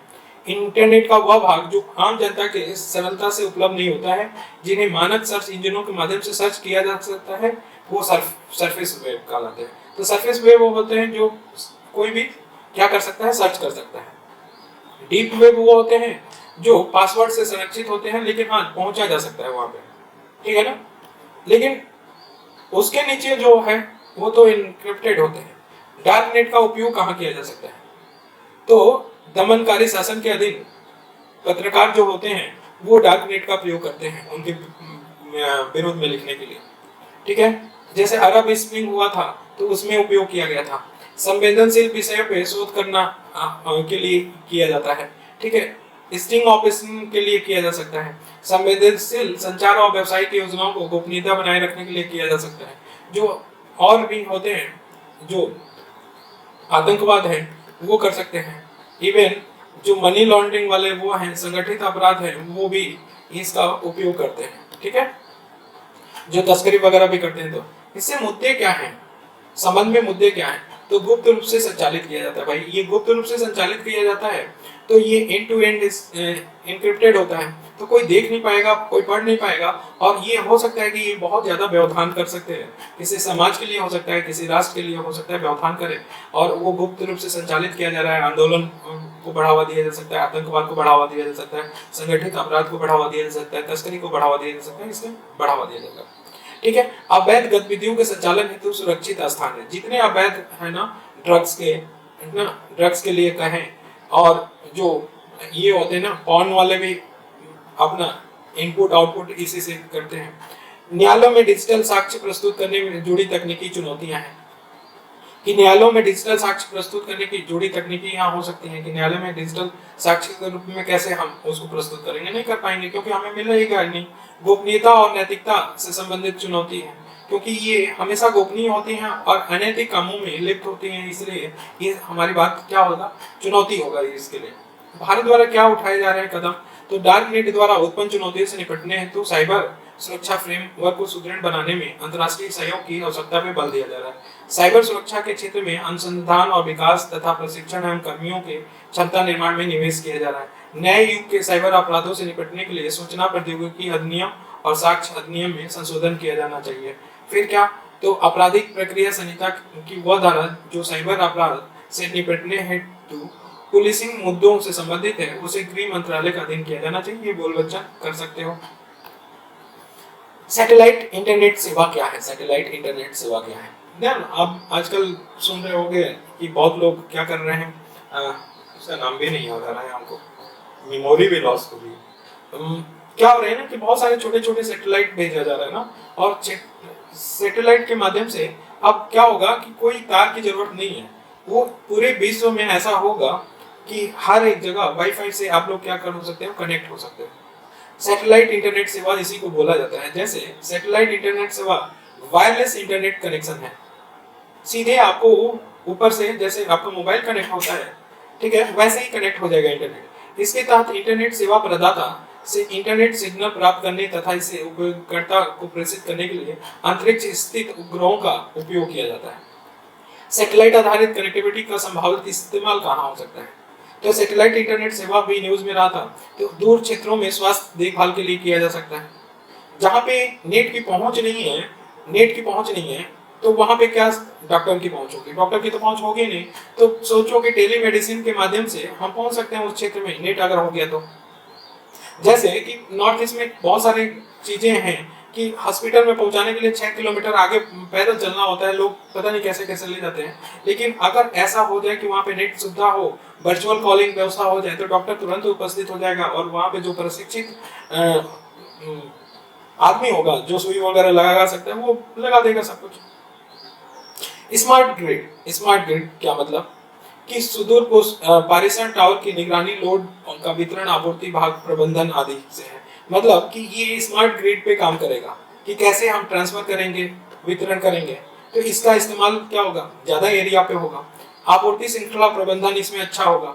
आपदा प्रबंधन इससे किया जा सकता है, ठीक है। आंतरिक सुरक्षा होगा कि कोई वाहन को ट्रैक करने में, या हमको, क्योंकि जीपीएस होना चाहिए, जीपीएस होगा, ट्रैक कर सकते हैं, या किसी वाहन को जो भी जीपीएस युक्त होगा उसको ट्रैक कर लेंगे। रेलवे को ट्रैक कर सकते हैं, ठीक है, सुरक्षा बढ़ा सकते हैं। स्मार्ट कृषि कर सकते हैं, आईओटी का प्रयोग कर सकते हैं, एआई का प्रयोग। जब नेट होगा तो इंटरनेट ऑफ थिंग्स बहुत अच्छा होगा, गाँव तक पहुंच जाएगा। सैटेलाइट इंटरनेट सेवाओं के लाभ क्या होंगे? तो भाई ग्रामीण क्षेत्रों में, पहाड़ी इलाकों में हमने बताया कि लास्ट माइल कनेक्टिविटी है, तो वाहनी और सुलभ इंटरनेट विकल्प हो जाएगा, ठीक है। सतत सुधार वाली तकनीकी होगी, और जहां भी तकनीकी आती है संसाधनों का उपयोग अच्छा हो जाएगा। आपातकालीन में बुनियादी ढांचे उपलब्ध के कारण आपदा राहत में मदद होगा। मान लो कि आपदा आ गया, आने वाला है, जहाँ पे हम पहुंचने में हमें घंटा भर लगेगा, और हम क्या कर सकते हैं कि तुरंत कनेक्ट होके और सबसे बता सकते हैं आपदा राहत में कि भाई आपदा आने वाला, निकल लो। चुनौतियां क्या है इसमें? तो फाइबर ऑप्टिकल केबल की तुलना में इसकी गति क्या होगी? कम होगी, और लेटेंसी भी क्या होगी? उच्च होगी। इसलिए तो 5G लेके आया गया। वायरलेस सेलुलर नेटवर्क और अन्य की तुलना में इसकी लागत उच्च है। जो भी वायरलेस सेलुलर होते हैं नेटवर्क, उसमें लागत, पैसा ज्यादा लगाना पड़ता है, ये भी चुनौती है। मौसम संबंधी विचलन का कारण बैंडविड्थ बाधित हो सकता है। जैसे अगर कहते हैं ना कि जैसे टीवी, कई बार देखा होगा बारिश आ रहा है तो टीवी बंद हो जाता है ना, तो वैसे ही कुछ स्पेक्ट्रम के साथ भी हो सकता है। इसमें इसके बृहद उपग्रह नेटवर्क की आवश्यकता होगी, फिर ये खर्चा बढ़ा देगा। केवल वर्चस्व किनका हो जाएगा? तो जो बहुत ज्यादा पैसा निवेश करेंगे उन्हीं का वर्चस्व हो जाएगा। इसमें अंतरिक्ष के मलबे की वृद्धि होने की संभावना होगी। क्यों? क्योंकि बहुत ज्यादा उपग्रह बढ़ेगा, तो एक दूसरे के टकराएंगे, तो मलबे क्या होंगे? उसमें ज्यादा होंगे। ये वर्चुअल प्राइवेट नेटवर्क वीपीएन की सेवाओं के लिए सुसंगत नहीं है। तो ये वर्चुअल प्राइवेट नेटवर्क जो होता है ना, वीपीएन के लिए नहीं है, इसको कहीं भी ट्रैक किया जा सकता है। वीपीएन सार्वजनिक इंटरनेट कनेक्शन की एक निजी नेटवर्क उपलब्ध कराकर ऑनलाइन निजता अज्ञात बने रहने की सुविधा प्रदान करता है। तो वीपीएन हमेशा क्या करेगा? जानकारी नहीं देगा, तो निजता का आपका उल्लंघन नहीं करेगा। लेकिन वाईफाई जब हो जाएगा, तो ऐसे में वीपीएन कनेक्टिविटी नहीं होगा, तो उसके निजता पे प्रहार हो सकता है, ठीक है ना। अब लास्ट टॉपिक हमारा भू स्थानिक प्रौद्योगिकी, जियो स्पेशल टेक्नोलॉजी है क्या? तो इसमें भौगोलिक सूचना प्रणाली, जिसको geo information system, remote sensing, global position system जिसको जीपीएस है, ये तीनों भू स्थानिक प्रौद्योगिकी में ये जियो स्पेशियल टेक्नोलॉजी में शामिल होता है। कौन कौन? जीआईएस होता है, आरएस होता है, जीपीएस होता है। जियो इंफॉर्मेशन सिस्टम, भौगोलिक इंफॉर्मेशन सूचना प्रणाली, रिमोट सेंसिंग और ग्लोबल पोजीशन सिस्टम, इन तीनों से मिलके क्या बनता है? जीटी बनता है, ये जियो स्पेशियल टेक्नोलॉजी। यह प्रौद्योगिकी पृथ्वी में से संबंधित डेटा प्राप्त करने और विश्लेषण करना, मॉडलिंग करना, सिमुलेशन करना, विजुअलाइजेशन के लिए उपयोग और सक्षम बनाती है। तो ये क्या करेंगे? ये तीनों डेटा प्राप्त होगा इससे पृथ्वी का, विश्लेषण किया जाएगा डाटा का, मॉडलिंग किया जाएगा, सिमुलेशन किया जाएगा, विजुअलाइजेशन किया जाएगा। इन सब में ये यूज होगा तीनों। ये बृहद स्तर पे सामाजिक और राष्ट्रीय प्रासंगिकता हेतु भारत में सूचना प्रबंध का केंद्र होगी। और इसकी वजह से सामाजिक और राष्ट्रीय प्रासंगिकता हेतु भारत की सूचना प्रबंधन कौन करेगा? तो ये तीनों कर सकते हैं। अब भू स्थानिक प्रौद्योगिकी के उपयोग देखा जाए तो क्या है? तो आपदा जोखिम में कमी और लचीलापन हो जाएगा। ठीक है, सामाजिक विकास में किया जा सकता है कि भूमि को मालिकाना हक देने, उपग्रह आधारित मत्स्य करना, परसों कृषि करना, फसल की स्थिति की निगरानी करना, एटीसी में इसका हो सकता है ना। जीपीएस के माध्यम से हम क्या कर सकते हैं कि परसों कृषि क्या, तो फिर से वही पंपों सेट चलाया, पानी गिराना है तो वो हम ऑन ऑफ कर सकते हैं प्रिसीजन कृषि में। ऊर्जा क्या, तो सौर ऊर्जा पैदा करने के लिए एक उचित स्थान की उपयुक्तता का पहचान लगाना। कनेक्टिविटी, सड़क संपत्ति प्रणाली सटीक और वैज्ञानिक रखरखाव योजना राष्ट्रीय राजमार्गों का नियोजित विकास में किया जा सकता है। प्राकृतिक संसाधन प्रबंधन किया जा सकता है, जल संसाधन, भूमि उपयोग प्रबंधन, भूभौतिकी डाटा आदि का क्या किया जा सकता है, कलेक्ट किया जा सकता है। और सूचित निर्णय निर्माण भी किया जा सकता है। भारत में जीआईएस आधारित पहले क्या है, क्या क्या पहल किया गया है? तो प्राकृतिक संसाधन सूचना प्रणाली, नेचुरल रिसोर्स इंफॉर्मेशन सिस्टम, नेरिस बोलते हैं, एनरिस दूर संबंधी डाटा के उपयोग के लिए एकीकृत डेटाबेस प्रदान करना चाहता है। दूसरा क्या, राष्ट्रीय स्थानिक डेटा और संरचना, नेशनल स्पेटियल डाटा इंफ्रास्ट्रक्चर। यह समाज के सभी स्तरों पे विभिन्न प्रकार के निर्णयों को समर्थन करने हेतु भू स्थानिक डाटा की पहुंच, संचार और उपयोग को बढ़ावा देगा। कौन? एनएसडीआई। ठीक है ना। राष्ट्रीय शहरी सूचना प्रणाली, नेशनल अर्बन इंफॉर्मेशन सिस्टम, यह 152 शहरों के लिए 1:10,000 पैमाने पर शहरी भू स्थानिक डेटाबेस तैयार करने के लिए एक राष्ट्रीय मिशन है। यह database high resolution satellite data का उपयोग करते हुए विषयगत सामग्री या थीमेटिक कंटेंट का निर्माण किया गया। तो जीआईएस का ये 3 पहल जो किया गया गवर्नमेंट के द्वारा, कौन कौन? तो NRIS, NSDI और NUIS। ठीक है ना। इन तीनों के बारे में, अगर पहल के बारे में थोड़ा बहुत जानना चाहिए, लिख सकते हैं। भू स्थानिक सूचना के प्रभावी उपयोग में क्या क्या चुनौतियां हैं? तो चुनौतियां हैं कि एक व्यापक भू डेटा नीति का अभाव है। दूसरा है तकनीकी और ढांचागत चुनौतियां, सुपर कंप्यूटिंग और क्वांटम कंप्यूटिंग क्षमताओं की कमी है। निजी क्षेत्र और व्यक्तियों की अंतरिक्ष उपग्रहों आदि से प्राप्त डेटा तक पहुंच सीमित है।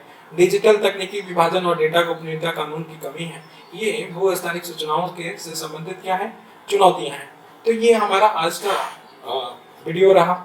अब ना लास्ट में कोई है नहीं, इसमें तो जो सिंपल वर्ड था तो वही बता दिया, इसमें कोई समझाने वाला नहीं, सब लिखा हुआ था इसलिए बता दिया। अगर कहीं डीकेडी करना होगा तो जरूर बता देंगे, जिसको समझने के लिए इजी वे में बता देंगे। आई थिंक कि आप लोग समझ रहे होंगे। चलिए मिलते हैं नेक्स्ट लेक्चर में। Thank you so much. है आप लोग का यूपीपीएससी मेंटर ग्रुप पे मैं दूसरा लेक्चर या ये कहें अगर ओवरऑल देखा जाए तो चौथा लेक्चर है और छोटे छोटे लेक्चर हैं। आप लोग थोड़ा ब्रेक लेके उसके बाद इस लेक्चर को देखना स्टार्ट करें। देखिए अभी तक हमने कंप्यूटर आईटी जागरूकता से संबंधित हमने जो मुख्य तथ्य थे या जो क्वेश्चन बन सकते हैं वो बताया। अब क्या है कि awareness in field of space के बारे में चर्चा करने जा रहे हैं। तो इसरो का इसमें हम छोड़ दिए हैं, इसरो के बारे में डिटेल चर्चा नहीं किए हैं। वो कभी डीकेडी करेंगे तो इसरो थोड़े 5-10 मिनट का है। उसके अलावा सारा चीज़ इसमें शामिल है कि इसरो की क्या क्या उपलब्धियां हुई वो चीज़ें बताना है। अदरवाइज आप लिखना चाहें तो इससे भी लिख सकते हैं। जो हम बता रहे हैं इसी में से निचोड़ आप निकाल के दिमाग से लिख सकते हैं। लेकिन हाँ, टू द पॉइंट हम डीकेडी में बता देंगे, इतना इम्पोर्टेंट है भी नहीं। चुनौतियाँ क्या हैं इसरो के सामने और इसरो का उपलब्धियाँ क्या हैं। देखो भारतीय अंतरिक्ष अनुसंधान जो इसरो है अभी तक के सबसे ज़्यादा उपग्रह कितना प्रक्षेपित किया, रिकॉर्ड बनाया था 104, लेकिन स्पेसएक्स ने इस रिकॉर्ड को तोड़ दिया। 134 शायद 134 मुझे जहाँ तक याद है ऐसा लॉन्च किया था। तो ये सबसे पहले भारत ने ही हासिल किया था, 104 उपग्रह एक साथ भेजा था, उपलब्धि हासिल की थी। इसरो 100 से अधिक अंतरिक्ष यान मिशन किए हैं। तो 100 से अधिक अंतरिक्ष यान मिशन किया है, जिसमें 25 से अधिक लॉन्च मिशनों की संचालित किया गया है। तो 25 से अधिक लॉन्च मिशन किए गए हैं। अंतरिक्ष जो इसरो है को प्रोत्साहित करने के प्रयास किए जा रहे हैं। जो अंतरिक्ष अन्वेषण है, इनोवेशन है, उसको प्रोत्साहित करने का प्रयास किया जा रहा है। जैसे कि भारतीय राष्ट्रीय अंतरिक्ष संवर्धन और प्राधिकरण केंद्र इन स्पेस जिसको बोला जाता है, तथा अंतरिक्ष गतिविधि विधेयक लाया गया है। किसको? तो अंतरिक्ष अन्वेषण को या इनोवेशन को प्रोत्साहित करने के लिए भारतीय राष्ट्रीय अंतरिक्ष संवर्धन और प्राधिकरण केंद्र स्थापित किया गया है और अंतर्राष्ट्रीय गतिविधि विधेयक लाया गया है। चीन जैसे देश से सुरक्षा संबंधी चिंताओं को हल करने और भारत की अंतर्राष्ट्रीय प्रोफाइल को बेहतर बनाने के लिए भारत की अंतरिक्ष अन्वेषण गतिविधियों को दृष्टिकोण में परिवर्तन करना। मतलब देख रहे हो कि चाइना हमारे बगल में है और चाइना टेक्नोलॉजी में भी आगे है और जीडीपी में भी आगे है, तो हम कैसे, उससे बहुत बड़ा चुनौती हमको सामना करना पड़ा है। तो इसरो क्या कर सकता है? योगदान दे सकता है प्रति संतुलित करने में चीन को, ठीक है। और दूसरी बात है कि इसरो एक ऐसी संस्था है जो अंतर्राष्ट्रीय जगत पे भारत का छाप छोड़ सकता है, ठीक है ना। तो अंतरिक्ष अन्वेषण के लाभ क्या हुए? अंतरिक्ष अन्वेषण के लाभ क्या हुए? तो अनुसंधान और नवाचार में देखा जाए तो लाभ हुआ, रिसर्च और इनोवेशन में हुआ। जैसे सौर पैनल से लेकर वैश्विक खोज और बचाव प्रणाली तक दैनिक जीवन में इस्तेमाल होने वाली वस्तुओं का इसका उपयोग किया जा रहा है। तो सौर पैनल से लेके विश्व में वैश्विक खोज हो, बचाव हो, इस सब में यूज किया जा रहा है। जैसे कि मैंने एक अंतरिक्ष का उपयोग हमने इकोनॉमी में बताया है, आप लोग को ध्यान होगा, इकोनॉमी अगर देख चुके होंगे तो जरूर देखिएगा। उसको हमने बोला था कि साइंस टेक का पार्ट है, लेकिन हम यहीं पे बता दे रहे हैं कि अर्थव्यवस्था भी कैसे सुधारा जा सकता है इससे। तो इकोनॉमी में हमने बता दिया है कि और क्या उपयोग है। ऑल्दो यहाँ पे भी डिस्कशन करेंगे, लेकिन उतना नहीं करेंगे जितना यहाँ पे है, ठीक है ना। मतलब वहाँ पे ज़्यादा है, यहाँ पे कम है। अंतर्राष्ट्रीय अंतरिक्ष स्टेशन पर किए गए प्रयोग लोक स्वास्थ्य सुरक्षा को बेहतर बनाने में सहायता करते हैं, ये फायदा है। अंतरिक्ष खनन जैसे लिथियम, कोबाल्ट जैसे मूल्यवान दुर्लभ संसाधनों की असीमित उपलब्धता सुनिश्चित करता है। तो लिथियम कोबाल्ट का ज़्यादा प्रयोग होता है। लिथियम को जानते ही हो कि बैटरी के रूप में इस समय जितने इलेक्ट्रॉनिक व्हीकल हैं उसमें यूज किया जा रहा है। तो इसकी उपयोगिता आपसे पता ही होगा कि कितना उपयोगी है। मंगल ग्रह के पर्यावरण के अध्ययन में से पृथ्वी जलवायु परिवर्तन को समझने को मदद मिलेगी। यह विज्ञान, प्रौद्योगिकी, इंजीनियरिंग, गणित में करियर बनाने के लिए युवाओं को क्या करेगा? आकर्षित करेगा। ये हमारा अन्वेषण का लाभ हो सकता है, ठीक है। अन्वेषण का लाभ में पहला रिसर्च और नवाचार से रिलेटेड लाभ ये हो सकता है। दूसरा क्या लाभ हो सकता है? तो संस्कृति और प्रेरणा से रिलेटेड हमें लाभ मिल सकता है। जैसे ब्रह्मांड के बारे में लोगों की जिज्ञासा का समाधान करना, वैश्विक चुनौतियों को हल करने में और मानवीय प्रयासों को बढ़ावा देने में ये क्या कर सकता है? लाभ दे सकता है। राष्ट्रों के बीच में विश्वास निर्माण, कूटनीति में योगदान, पृथ्वी की विनाशकारी घटनाओं से बचने के लिए अंतर्राष्ट्रीय तत्परता में योगदान करता है, ठीक है ना। तो ये योगदान कर सकता है, संस्कृति और प्रेरणा के रूप में कर सकता है। बाह्य अंतरिक्ष से संबंधित गतिविधियों का विनियमन किया जा सकता है इसमें। जैसे अंतर्राष्ट्रीय अंतरिक्ष कानून और नीति संबंधित मुद्दों पर वाद विवाद करने के लिए बाह्य अंतरिक्ष शांतिपूर्ण उपयोग पे संयुक्त राष्ट्र समिति, जो United nation committee on peaceful use of outer space अस्तित्व में है, तो उसके लिए किया जा सकता है। जो ये यूएन कॉपस है ना, यूएन कॉपस के तहत 5 अंतर्राष्ट्रीय संधियां अंतरिक्ष कानून का आधार बनाती हैं। एक है the outer space treaty 1967, the rescue agreement 1968, the liability convention 1972 और the registration convention 1975, the moon agreement 1989। ये बाह्य अंतरिक्ष से संबंधित गतिविधियों का रेगुलेटरी के लिए यूएन ने क्या लाया है? कानून लाया है। किसने? यूएन ने लाया है। तो ये कभी भी कहेंगे कि बाह्य अंतरिक्ष से रिलेटेड क्या क्या कानून है, तो आपको ये बताना होगा। एक नहीं तो एक दो तो बताना ही पड़ेगा आपको, ठीक है। तो इसको नोट करके अलग से रख सकते हैं जो यूज हो सकता है। भारतीय अंतरिक्ष अनुसंधान संगठन इसरो की विकासात्मक भूमिका ये सिलेबस में है कि भूमिका किस में हो सकता है? तो कृषि में हो सकता है। तो कृषि में हमने बताया था कृषि का क्या कर सकते हैं? उर्वरक का हो सकता है। प्रधानमंत्री फसल बीमा योजना है, उसको क्रियान्वित करने के लिए किया जा सकता है। कब बोया जाए, कब काटा जाए, इसका आकलन किया जा सकता है, ठीक है। कब बारिश होगी, कब नहीं होगी, इसका पूर्वानुमान लगाया जा सकता है। तो कृषि में बहुत ज़्यादा उपयोग हो सकता है। ग्रामीण विकास में भी इसका यूज किया जा सकता है। जैसे टेलीमेडिसिन में, टेली शिक्षा में, विपणन सूचना आदि प्रदान करने में क्या किया जा सकता है? ग्रामीण विकास किया जा सकता है। संसाधन प्रबंधन में किया जा सकता है। कैसे संसाधन में? तो ये प्राकृतिक संसाधनों का प्रबंधन कर सकता है और उसका सोर्स भी पता कर सकते हैं कि कहाँ पे प्राकृतिक संसाधन ज़्यादा है, उसका खनन में भी हम इसका यूज कर सकते हैं। रेलवे क्षेत्र में भी कर सकते हैं। रेलवे क्षेत्र में रेलवे क्रॉसिंग को संभालने में कर सकते हैं, रेल दुर्घटनाओं से बचने के लिए किया जा सकता है, रेलवे ट्रैक पे पड़ी वस्तुओं को पता लगाने में किया जा सकता है। ये इसरो का। शिक्षा में भी इसका उपयोग किया जा सकता है। शिक्षा में कैसे? तो जो एडसेट है, जानते हो कि शिक्षा के लिए ही ये सैटेलाइट लॉन्च किया गया था। स्कूल, कॉलेज, उच्चतर शिक्षा को कनेक्टिविटी ये प्रदान करती है एडुसेट। और इस तरह से हम शिक्षा में भी क्या हो सकते हैं, दक्ष हो सकते हैं, प्रभावशाली हो सकते हैं। आपदा प्रबंधन में भी किया जा सकता है कि कोई आपदा आने वाली है उसको पता करा जा सकता है, आपदा के समय में भी इसका यूज किया जा सकता है और आपदा के बाद भी किया जा सकता है। इसको आपदा प्रबंधन में किया जा सकता है, जो कि हमने आपदा में बता भी रखा है। नाविक, नाविक नेविगेशन विद इंडियन कंसल्टेशन की बात है। नेविगेशन विद इंडियन कंसल्टेशन इसका पूरा फुल फॉर्म है।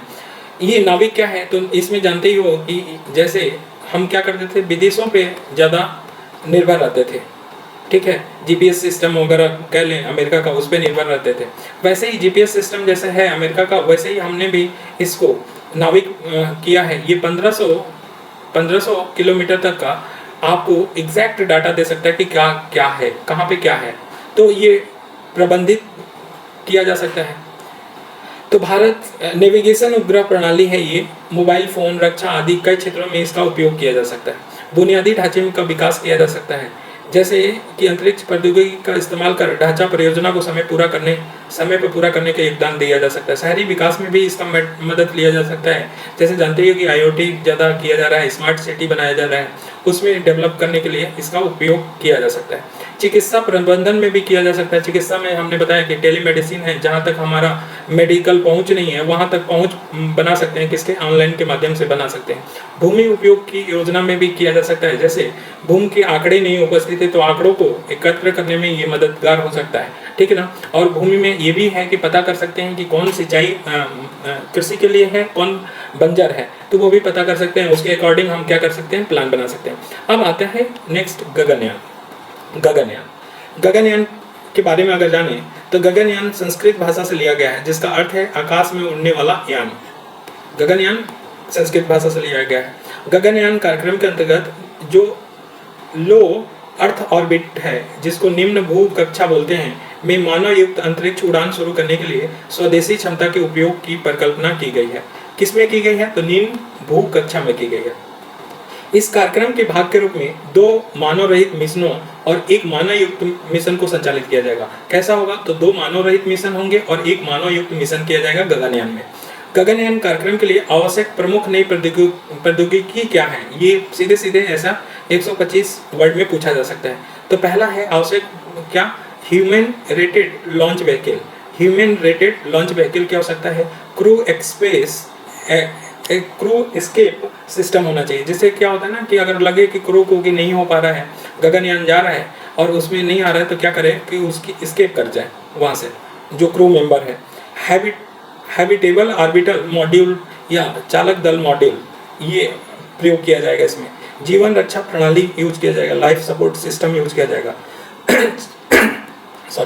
चालक दल का चयन, उनका प्रशिक्षण, संबंधित चालक दल प्रबंधन गतिविधियां भी इसमें शामिल होंगे। ठीक, अब नेक्स्ट चलते हैं। तो गगन कार्यक्रम के क्या लाभ होंगे?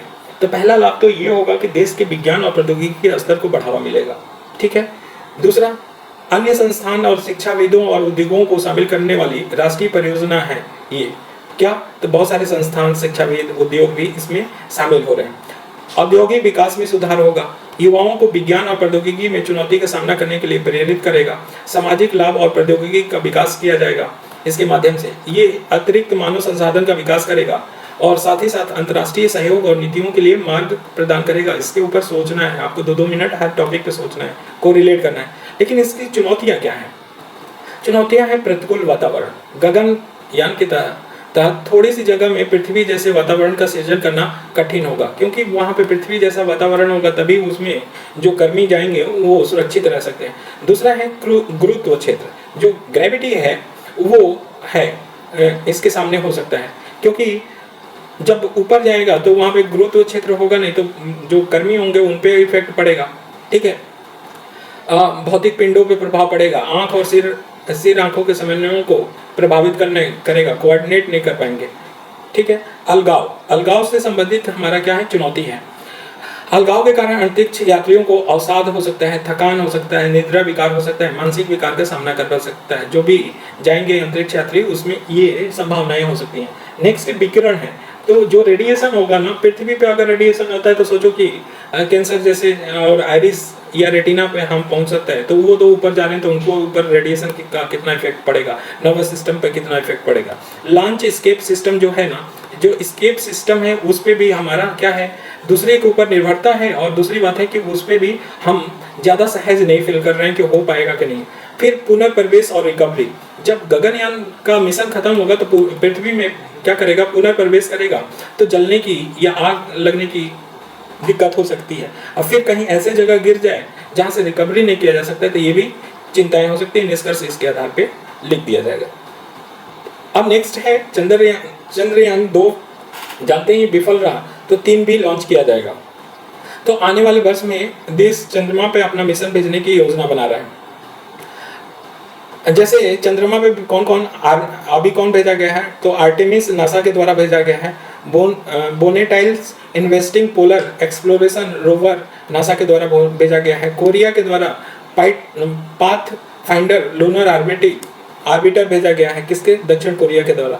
तो फिर चंद्रमा में पुनः रुचि ऐसा क्यों हो रहा है, क्यों चंद्रमा पे लोग यान भेज रहे हैं, क्या ऐसा रुचि क्यों हो रहा है। फिर से एक ऐसा था कि सपाटा था, बिल्कुल लोग इंटरेस्ट नहीं ले रहे थे, लेकिन फिर बाद में क्या ऐसा हो गया कि इंटरेस्ट ले रहे। तो पहला है आर्थिक कारण, इस पे हीलियम तत्व होता है, हीलियम होता है, ठीक है ना। और हीलियम क्या है, एक हीलियम का समस्थानिक है, हीलियम का वेट 2 होता है, एटॉमिक मास नहीं बोलेंगे, वेट 2 होता है, लेकिन इसकी समस्थानिक है, आइसोटोपिक है, हीलियम 3।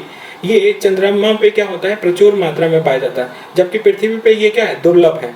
तो न्यूक्लियर फ्यूजन के लिए ये संभावित ईंधन हो सकता है, इसलिए एक हो सकता है। दूसरा, भविष्य के अंतरिक्ष अन्वेषण के लिए बेस बनाया जा सकता है। क्यों, अंतरिक्ष की कठोर परिस्थितियों में जीव कैसे प्रतिक्रिया करते हैं, इसका परीक्षण करने के लिए चंद्रमा सबसे उपयुक्त जगह है। तो भविष्य अंतरिक्ष अन्वेषण के लिए ये बेस बन सकता है कि जीव कैसे प्रतिक्रिया करते हैं, उसका पता लगाया जा सकता है। नेक्स्ट क्या है, तो पृथ्वी के अध्ययन किया जा सकता है बहुत बढ़िया से, कि एक चंद्रमा और पृथ्वी का साझा अतीत है, इसका अध्ययन करने से पता चलेगा कि पृथ्वी का प्रारंभिक अतीत कैसा है, ठीक है, पृथ्वी के बारे में और जान सकते हैं। तो अब चंद्रयान 3 के विषय में जानते हैं। पहले तो चंद्रयान पे रुचि क्या हुआ वो बता दिया। तो चंद्रयान 3 चंद्रयान 2 का अनुवर्ती है, फॉलो ऑन है। इसका उद्देश्य चंद्रमा पे लैंडिंग करना, रोविंग क्षमता, जो रोवर है उसका प्रदर्शन करना है। चंद्रयान 3 के साथ केवल एक मॉडिफाइड लैंडर और रोवर भेजा जाएगा, मॉडिफाइड लैंडर और रोवर भेजा जाएगा। पृथ्वी के साथ संचार करने के लिए चंद्रयान 2 मिशन के ऑर्बिट का उपयोग करेगा, ठीक है। चंद्रयान 3 के साथ ले जाए जाने वाले वैज्ञानिक पेलोड में शामिल होंगे। तो वैज्ञानिक पेलोड में भी शामिल होंगे, क्या ये पेलोड भी शामिल होंगे इसमें, बस इतना ध्यान रखना। एक लैंडर होगा जिसका नाम है क्या, Langmuir probe Chandra's surface thermophysical experiment. और चंद्रमा भूकंप संबंधित गतिविधियों के लिए उपकरण लेकर जाया जाएगा, लैंडर में होगा। रोवर पेलोड में अल्फा पार्टिकल एक्सरे स्पेक्ट्रोमीटर जाएगा, लेजर इंड्यूस्ड ब्रेकडाउन स्पेक्ट्रोस्कोप जाएगा। फिर क्या, तो चंद्रमा 3 के लैंडर से चंद्रमा का पर एक स्वस्थानीय इन सिटू प्रयोग करने की योजना बनाई गई है। इसके तहत चंद्रमा की सतह और उप सतह के तापमान का मापन किया जाएगा। इससे चंद्रमा की मृदा की सबसे ऊपरी सतह में ऊष्मा का आदान प्रदान, उसके भौतिक गुणों को समझने में सहायता मिलेगी। तो ये सारे चंद्रयान 2 के विषय में जानने की कुछ बातें हैं, ठीक। भारत के चंद्र मिशन की बात करेंगे जाए तो भारत का चंद्रमा का पहला पूछा जाएगा, प्री का यही पूछा गया कि चंद्रयान कब लॉन्च किया गया था, 2008 में किया गया था। और दूसरा कब किया गया था, दूसरा किया गया था 19 में, ठीक है। तो सफल रहा 1 और 2 क्या रहा, सफल नहीं हो पाए थे। जो लैंडर है वो चंद्रमा की सतह पर सफलतापूर्वक उतरने में विफल हो गया था।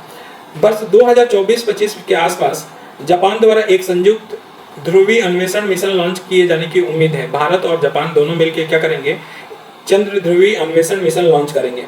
इस मिशन में एक रोवर को चंद्रमा के दक्षिणी ध्रुव पे क्या किया जाएगा, उतारा जाएगा।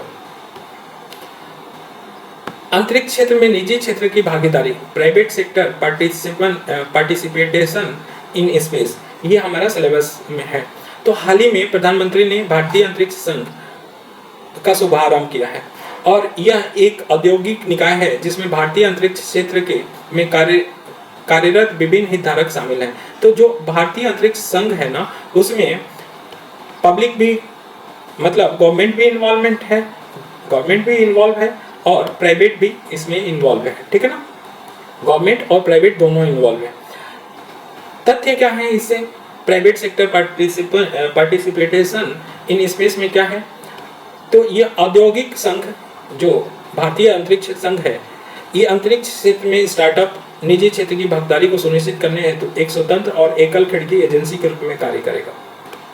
जो भारतीय औद्योगिक संघ है, भारतीय अंतरिक्ष उद्योग के लिए वैश्विक संपर्कों के निर्माण की दिशा में काम करेगा ताकि देश में महत्वपूर्ण प्रौद्योगिकी और निवेश लाया जा सके, जिससे देश में क्या होगा, उच्च कुशलता वाली नौकरियां अधिक पैदा होंगी। तो नौकरियों वगैरह के बारे में या कौशल युक्त नौकरियों को बढ़ावा देने के लिए बात बोला जा रहा है। भारत में अंतरिक्ष उद्योग की स्थिति कैसा है, अगर देखा जाए तो सार्वजनिक क्षेत्र द्वारा ये ज्यादातर अभी तक संचालित किया जा रहा है। अभी हाल ही के वर्षों में इसे क्या किया जा रहा है, प्राइवेट सेक्टर को भी इन्वॉल्व किया गया है, ठीक है। उच्च आर्थिक क्षमता देखा जाए तो मौजूदा वैश्विक अंतरिक्ष अर्थव्यवस्था अनुमानतः 360 बिलियन अमेरिकी डॉलर के समतुल्य हो गई है, जिसमें भारत की हिस्सेदारी लगभग कितना है, 2% है, 7 अरब अमेरिकी डॉलर है। भारतीय अंतरिक्ष क्षेत्र के अगले 5 वर्षों में लगभग 2% की वार्षिक चक्रवृद्धि विकास दर से वृद्धि करने की उम्मीद है और इसके 50 बिलियन अमेरिकी डॉलर पहुंचने का अनुमान है। मतलब कि उच्च आर्थिक विकास या क्षमता रखता है इसमें अंतरिक्ष उद्योग से। उपग्रह और जमीन आधारित सेवाओं से सीमित भागीदारी है। तो उपग्रह और जमीन आधारित सेवाओं में सीमित भागीदारी है किसमें, अंतरिक्ष उद्योग की स्थिति देख रहे हैं तो वैश्विक अंतरिक्ष बाजार संदर्भ में रॉकेट उपग्रह प्रक्षेपण सेवाएं एक ऐसा क्षेत्र है जिसमें इसरो की विशेषज्ञता हासिल है, किंतु इस क्षेत्र में इसकी हिस्सेदारी कितनी है, 5% है। शेष 95% के लिए वो क्या हो सकता है, सैटेलाइट आधारित सेवाएं और भू आधारित प्रणाली उत्तरदायी है, ठीक है ना। मतलब वो प्राइवेट का मदद देती है। तो निजी क्षेत्र द्वारा शुरू की जाने वाली अंतरिक्ष गतिविधियां के दायरा क्या क्या है, तो प्रक्षेपण यान, जो अंतरिक्ष प्रक्षेपण के लिए घटकों और उप प्रणालियों का उत्पादन, प्रक्षेपण वाहन, एकीकरण और परीक्षण, मतलब प्रक्षेपण यान बनाने के लिए बोला गया कि आप बना सकते हो, ठीक है। अंतरिक्ष प्रक्षेपण के उद्देश्य से अंतरिक्ष यान के घटकों का उत्पादन, अंतरिक्ष यान एकीकरण और परीक्षण। प्रक्षेपण यान पे अंतरिक्ष यान का अंतरिक्ष में प्रक्षेपण और अवसंरचना की स्थापना। फिर क्या है इसका, तो ग्राउंडिंग सेगमेंट या स्टेशनों की स्थापना और संचालन द्वारा अंतरिक्ष यान के संचालन, नियंत्रण, स्टेशन बनाए रखने सहित अंतरिक्ष आधारित सेवाएं प्रदान करना, इसमें निजी क्षेत्रों का भागीदारी लिया जा रहा है या करेंगे। उपग्रह के आंकड़ों का उपयोग करके अंतरिक्ष आधारित अनुप्रयोग का विकसित करेंगे जो प्राइवेट होंगे और वाणिज्यिक सेवाओं के रूप में उपलब्ध कराएंगे। तो ये हो सकता है। अब निजी क्षेत्र की भागीदारी की आवश्यकता क्या है, इस पे डीकेडी कर देंगे। ये टॉपिक है, थोड़ा सा लगता है ना कि हम पढ़े जा रहे हैं, इस चीज़ का बोल क्या सकते हैं, यहाँ से नॉलेज गेन करो, डीकेडी में बड़ा इजी कर देंगे ना, आप सोच समझते सकते हो। बढ़ती मांग, इस समय स्पेस में सेक्टर में मांग बहुत ज़्यादा बढ़ रही है, जैसे रॉकेट की मांग बढ़ रही है, सैटेलाइट बनाने की मांग हो रही है। यही नहीं, अब क्या हो रहा है ना कि अंतरिक्ष यात्रा भी कराया जा रहा है, तो वहाँ से रेवेन्यू आ सकता है, सैटेलाइट प्रोजेक्ट करके ज़्यादा आमदनी कमाया जा सकता है। तो ये सब बढ़ती मांग हो रही है, उसकी वजह से भागीदारी आवश्यकता होनी चाहिए। और मिल के जब भी पब्लिक और प्राइवेट दोनों सेक्टर मिल जाएंगे तो हमारी क्षमता ज़्यादा विकसित हो जाएगी। इसरो को अपने रणनीतिक उद्देश्य को पूरा करने में सक्षम बनाने के लिए भी हो सकता है कि वो जो रणनीति बनाए उसको क्या कर सकता है, प्राइवेट वाले उसको आकार दे सकते हैं, आकार दे सकते हैं उसको, मतलब सफलता में 4 चांद लगा सकते हैं, ठीक है। रणनीति बनाने के लिए इसरो रहेगा और उसके उद्देश्यों को पूरा करने में प्राइवेट सेक्टर भी पार्टिसिपेट करेंगे। वैश्विक अंतरिक्ष बाजार में भारत की हिस्सेदारी क्या हो जाएगी, बढ़ जाएगी। हमारी अंतरिक्ष क्षमताओं की सुरक्षित करना, उन्हें और अधिक मजबूत बनाना, मतलब जो हमारी अंतरिक्ष क्षमता है उसको और आगे विकास करना, ठीक है। क्योंकि आने वाला समय तो अंतरिक्ष की लड़ाई ही होने वाली। उपग्रह आधारित सेवाओं का क्या करेंगे, विस्तार करेंगे। हमारे भू राजनीतिक उद्देश्यों को प्राप्त करने के लिए देश की वर्तमान भू राजनीतिक स्थिति, सुरक्षा खतरों को देखते हुए अंतरिक्ष क्षेत्र में विकास से देश को दूसरे पर बढ़त का लाभ उठाने की मदद मिल सकता है। मतलब जो धमकी देना है चीन वगैरह दे सकते हैं, उससे बचा जा सकता है। ठीक है, और क्या हानि कारक होंगे, नवाचार को आगे बढ़ाया जाएगा, अत्याधुनिक प्रौद्योगिकी आएगा अगर प्राइवेट आ जाएगा तो। ये इस तरह के हमें फायदे मिल सकते हैं या आवश्यकता है दोनों कंडीशन में। निजी क्षेत्र की भागीदारी से संबंधित चिंताएं क्या है, तो एकाधिकार वाला रुझान, जैसे हमेशा गवर्नमेंट ही इसमें पार्टिसिपेट करती है, इसरो करता है, तो ऐसा ना हो कि एकाधिकार हो जाए और या चुनिंदा अमीर कंपनियां ही केवल इसमें पार्टिसिपेट करें। ठीक है, सामाजिक कल्याण गौरव रूप ले सकता है। जो सामाजिक कल्याण अभी तक गवर्नमेंट पार्टिसिपेट कर रही थी तो उसका मेन उद्देश्य था सामाजिक कल्याण को आगे बढ़ाना, लेकिन अगर प्राइवेट आ जाएंगे तो वो तो सिर्फ लाभ कमाना चाहेंगे, सामाजिक कल्याण को गौरव रूप ले सकता है इसमें। ठीक है, फिर क्या, हाल ही में निजी क्षेत्र में भागीदारी के लिए क्या क्या कदम उठाया गया है, तो आपूर्ति आधारित मॉडल से मांग आधारित मॉडल अपनाने पर बल दिया गया है। फिर क्या, तो इन स्पेस को विकसित किया जा रहा है। फिर न्यू स्पेस इंडिया लिमिटेड बनाया गया है, जो इसरो के क्या है, एक वाणिज्यिक शाखा है, तो ये भी बता सकते हैं कि प्राइवेट सेक्टर का इन्वॉल्वमेंट है न्यू स्पेस इंडिया लिमिटेड में। फिर निजी क्षेत्र की भागीदारी से जुड़ी चुनौतियां क्या है, तो हितों का टकराव होगा। हितों का टकराव होगा क्या, तो गवर्नमेंट वर्सेस प्राइवेट होगा और प्राइवेट वर्सेस प्राइवेट होगा। जो बड़े होंगे निवेशक उनके छोटे वाले में प्रक्रियात्मक बाधाएं होंगी, जैसे कि कंपनियों को अक्सर अनुमोदन की बहुलता और प्रक्रियात्मक अस्पष्टता को बाधाओं के रूप में देखा जा सकता है। निजी भागीदारी के स्तर पर अस्पष्टता की क्या होगी, कमी होगी।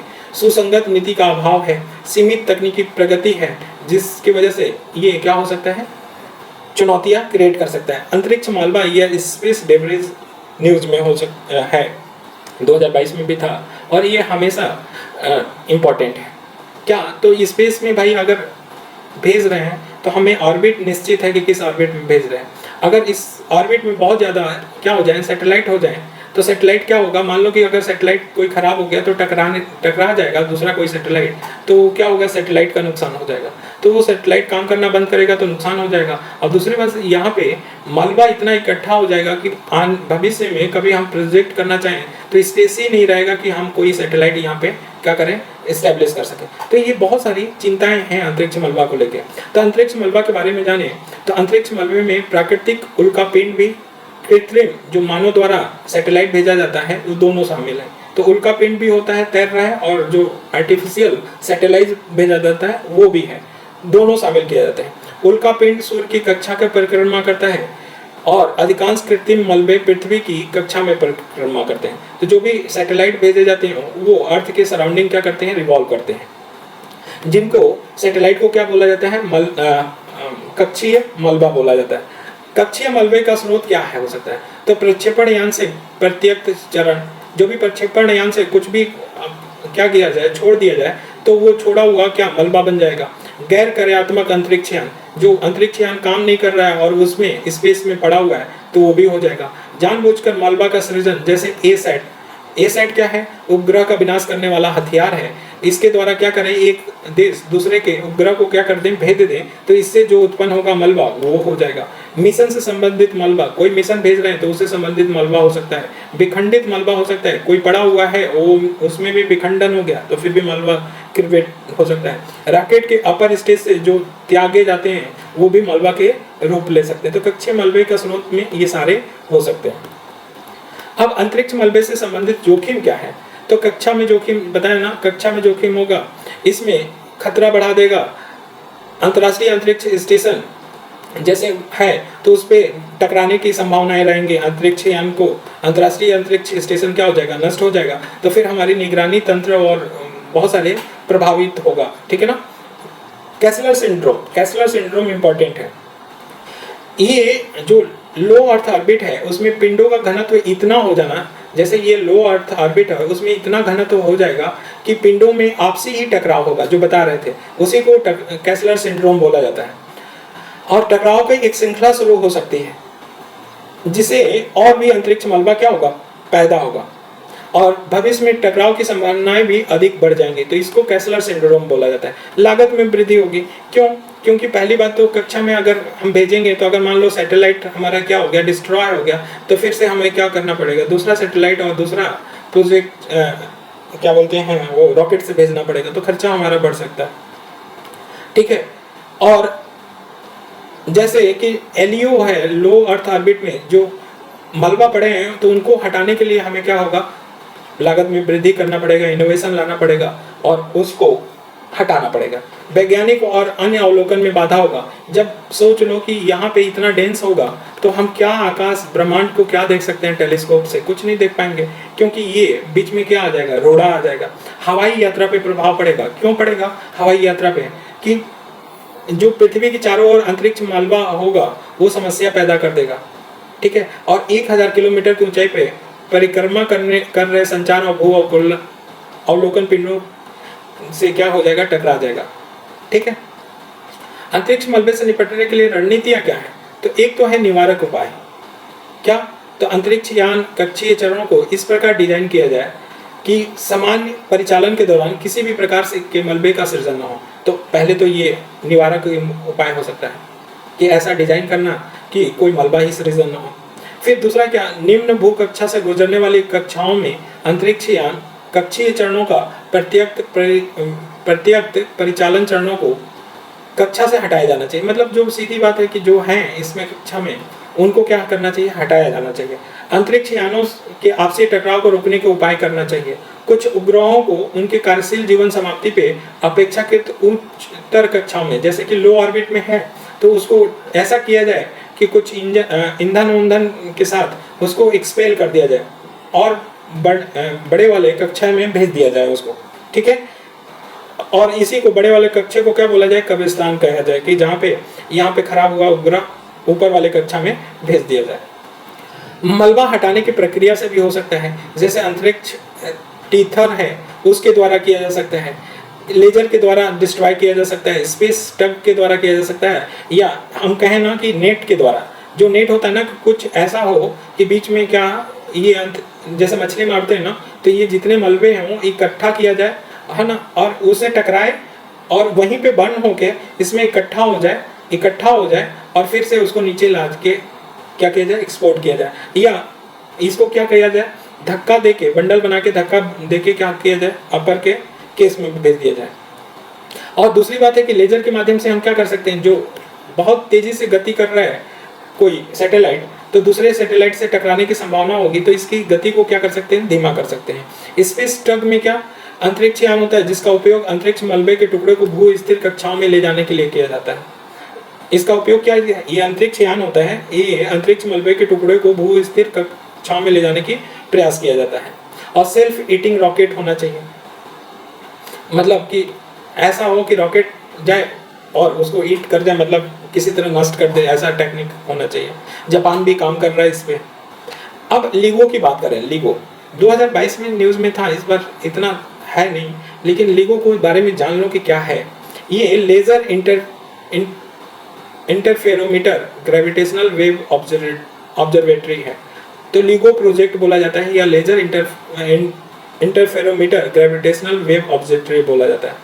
अभी हिंगोली 2022 में हिंगोली राजस्व विभाग ने लेजर मतलब लीगो परियोजना के अंतर्गत कुछ अन्य संबंधित बुनियादी ढांचे सहित प्रयोगशाला स्थापित करने के लिए भूमि का आवंटन कर दिया।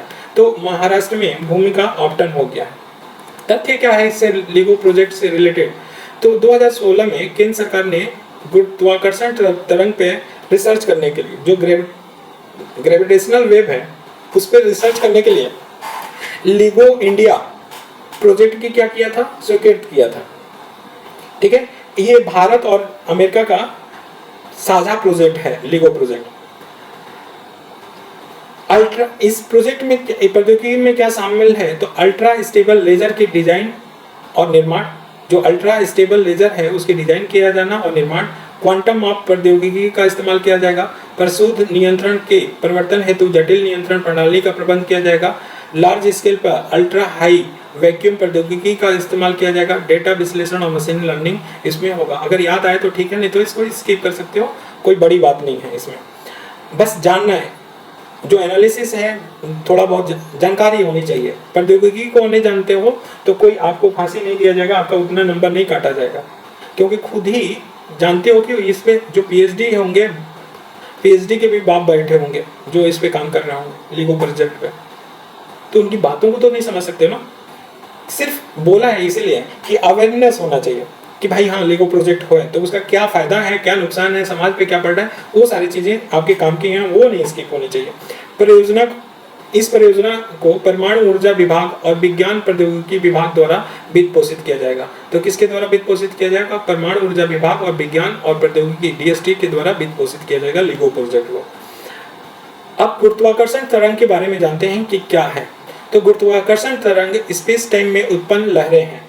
जो स्पेस है ना, स्पेस में क्या कह सकते हैं, लहरें हैं, जो ब्रह्मांड को कुछ सबसे विनाशकारी और ऊर्जावान प्रक्रियाओं के कारण उत्पन्न होती है। तो ये ब्रह्मांड में ऐसा बोला जा सकता है कि कुछ विनाशकारी और ऊर्जावान प्रक्रियाओं द्वारा क्या होता है, ये ग्रेविटी, गुरुत्वाकर्षण तरंग उत्पन्न की जाती हैं। ये प्रकाश की गति से क्या करते हैं, गतिमान या गमन करते हैं। ग्रेविटेशनल वेव के बारे में बोलें तो ये अपने साथ प्रलयकारी उत्पत्ति के बारे में जानकारी के साथ साथ गुरुत्वाकर्षण की प्रकृति के अमूल्य भेद भी समाहित करता है। मतलब कि ये जो वेव होगा, अगर वेव को समझ लिया तो कहाँ से विनाश हुआ और उससे उत्पन्न हुआ उसके बारे में पता चल सकता है।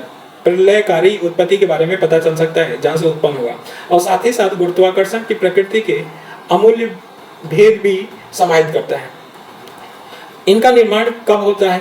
जब पिंड बहुत तेजी से गति गमन करता है तब ये ग्रेविटेशनल वेव का निर्माण होता है। जब किसी तारे में असीमित रूप से विस्फोट होता है तब ग्रेविटेशनल वेव का निर्माण होता है। जब दो बड़े तारे एक दूसरे की परिक्रमा करते हैं या रिवोल्यूशन करते हैं तब ये होता है। जब दो ब्लैक होल एक दूसरे की परिक्रमा करते हैं तो आपस में विलीन हो जाते हैं, इसी ग्रेविटेशनल वेव की वजह से। ठीक है, तो लिगो के बारे में देखें क्या है लिगो के बारे में। तो इसे आइंस्टीन की जो सिद्धांत है ना, थ्योरी ऑफ रिलेटिविटी या सापेक्षता के समान सिद्धांत द्वारा पूर्व अनुमानित की गई गुरुत्वाकर्षण तरंगों का प्रत्यक्ष पता लगाने के लिए डिजाइन किया गया है। तो गुरुत्वाकर्षण तरंगों को पता लगाने के लिए लिगो प्रोजेक्ट क्या किया है, डिजाइन किया गया है। अमेरिका के दो स्थान कहाँ पे, वाशिंगटन और लुइसियाना पे परिचालित किया जा रहा है। इसके अतिरिक्त लिगो की 3 और इकाइयां हैं, एक इटली में, एक जर्मनी में, एक जापान में और लिगो भारत, ये किया जा रहा है। लिगो द्वारा एकत्र किया जाने वाला डाटा गुरुत्वाकर्षण, सापेक्षता, खगोल भौतिकी, ब्रह्मांड विज्ञान और कण भौतिकी, परमाणु भौतिकी सहित भौतिक के अनेक क्षेत्रों पे क्या होगा, दूरगामी प्रभाव पड़ेगा। तो लिगो द्वारा जो डेटा एकत्र करेंगे तो वो आइंस्टीन के थ्योरी ऑफ रिलेटिविटी पे प्रकाश डालेगा, गुरुत्वाकर्षण को हमें समझने में मदद मिलेगा, जो खगोल भौतिकी है उसको समझने में मिलेगा, विज्ञान ब्रह्मांड विज्ञान को सपोर्ट किया जा सकता है, जो पार्टिकल फिजिक्स है उसको भी समझा जा सकता है, एटॉमिक फिजिक्स है उसको भी समझा जा सकता है। तो इससे बहुत सारे फायदे मिल सकते हैं। यह अन्य वेधशाला जो लैब है उनसे क्यों, ऑब्जर्वेटरी है उनसे क्यों भिन्न है? तो लिगो नेत्रहीन है, नेत्रहीन है मतलब ऑप्टिकल रेडियो टेलीस्कोप के विपरीत लिगो विद्युत चुंबकीय विकिरण को देखने में असमर्थ है। ऑप्टिकल या रेडियो टेलीस्कोप के विपरीत मतलब इसको देखा नहीं जा सकता, ठीक है, क्योंकि गुरुत्वाकर्षण तरंगें विद्युत चुंबकीय स्पेक्ट्रम का हिस्सा नहीं होती हैं, इसलिए इसको देखा नहीं जा सकता। दूसरा, लिगो गोल या वृत्ताकार नहीं है, इसके अंतरिक्ष में किसी विशिष्ट लक्ष्य की ओर लक्षित नहीं किया जा सकता है। चूंकि लिगो को तारों से आने वाले प्रकाश को एकत्र करने की आवश्यकता नहीं होती है, इसलिए गोल या तस्तरी के आकार में स्थापित करने की आवश्यकता नहीं है। लिगो को गोल नहीं स्थापित किया जाएगा। लिगो इंडिया का महत्व क्या, जो स्थापित किया जा रहा है महाराष्ट्र में, उसका महत्व क्या है? तो वैज्ञानिक के संपूर्ण अंतरिक्ष में गुरुत्वाकर्षण तरंगों के स्रोतों को पता लगाने में मदद मिलेगा, और यह निर्धारित करने में अत्यधिक अनिश्चितता बनी हुई है कि अंतरिक्ष में इन विक्षोभों का स्रोत क्या है, कि कहाँ से आ रही है ग्रेविटेशनल वेव, कहाँ से आ रही है, तो ये निर्धारित किया जा सकता है। ये भारत प्रौद्योगिकी विज्ञान की व्यावहारिकता या प्रैक्टिकल क्या हो जाएगा, बढ़ाएगा। इसके प्रति वैज्ञानिकों को क्या करेगा, आकर्षित करेगा, विद्यार्थी को आकर्षित करेगा और प्रौद्योगिकी में करियर बनाने के लिए क्या करेगा, प्रेरित करेगा। गुरुत्वीय तरंगों को पता लगाने के लिए जब भी साइंस एंड टेक का होगा ना, तो ये पॉइंट हमेशा बताना, ये हमेशा यूज बताना इसका। तरंगों को पता लगाने के लिए आवश्यक भौतिक मापन हेतु अत्याधुनिक प्रौद्योगिकी का उपयोग किया जाता है, जिनके बहुत सारे से गैर सैन्य उपयोग हो सकता है। तो इसका महत्व देखा जा सकता है। लिगो द्वारा खोजी गई गुरुत्वाकर्षण तरंगों का महत्व क्या होगा। तो गुरुत्वाकर्षण तरंग द्वारा प्राप्त की जाने वाली जानकारी, इससे गुरुत्वाकर्षण की चरम स्थितियों में आइंस्टीन के जो थ्योरी ऑफ रिलेटिविटी है परीक्षण में सहायता देगी कि थ्योरी ऑफ रिलेटिविटी का परीक्षण किया जा सकता है, जिसका पहले कभी परीक्षण नहीं किया गया है। इससे जो मैटर है, मैटर के असाधारण सघन स्वरूप के बारे में भी जानकारी पता चलेगा, जिनसे न्यूट्रॉन स्टार, जो न्यूट्रॉन स्टार होते हैं, तारे होते हैं, उनका निर्माण होता है। तो न्यूट्रॉन स्टार के बारे में हमें जानकारी मिलेगी। ब्लैक होल और न्यूट्रॉन तारों के पिंडों को मौजूद संख्या के बारे में हमें जानकारी मिलेगी। इससे ये पॉइंट हमेशा ध्यान रखना है इस चीज को। इससे ब्रह्मांड के कुछ सबसे विध्वंसक विस्फोट के दौरान घटित होने वाली घटनाओं के बारे में भी हमें जानकारी मिलेगी। ठीक है ना। तो ये हमारा आज का दूसरा लेक्चर रहा। आराम से आप लोग पढ़िएगा, जहाँ समझ में नहीं हो तो टेंशन नहीं लेना है, टेंशन नहीं लेना, हम बैठे हुए हैं ना। जो भी नहीं समझ में आ रहा है बताइएगा। अभी तो हमसे पढ़ इसलिए रहे हैं कि आपको यहाँ की जानकारी, डीकेडी अलग ही ले रहे हैं तो डीकेडी 3-4 क्लास में वो अपना खत्म हो जाएगा हर एक स्वरूप को, और जो जानना है वो जानना है। ठीक है, तो आज के लिए बस इतना ही। Thank you so much.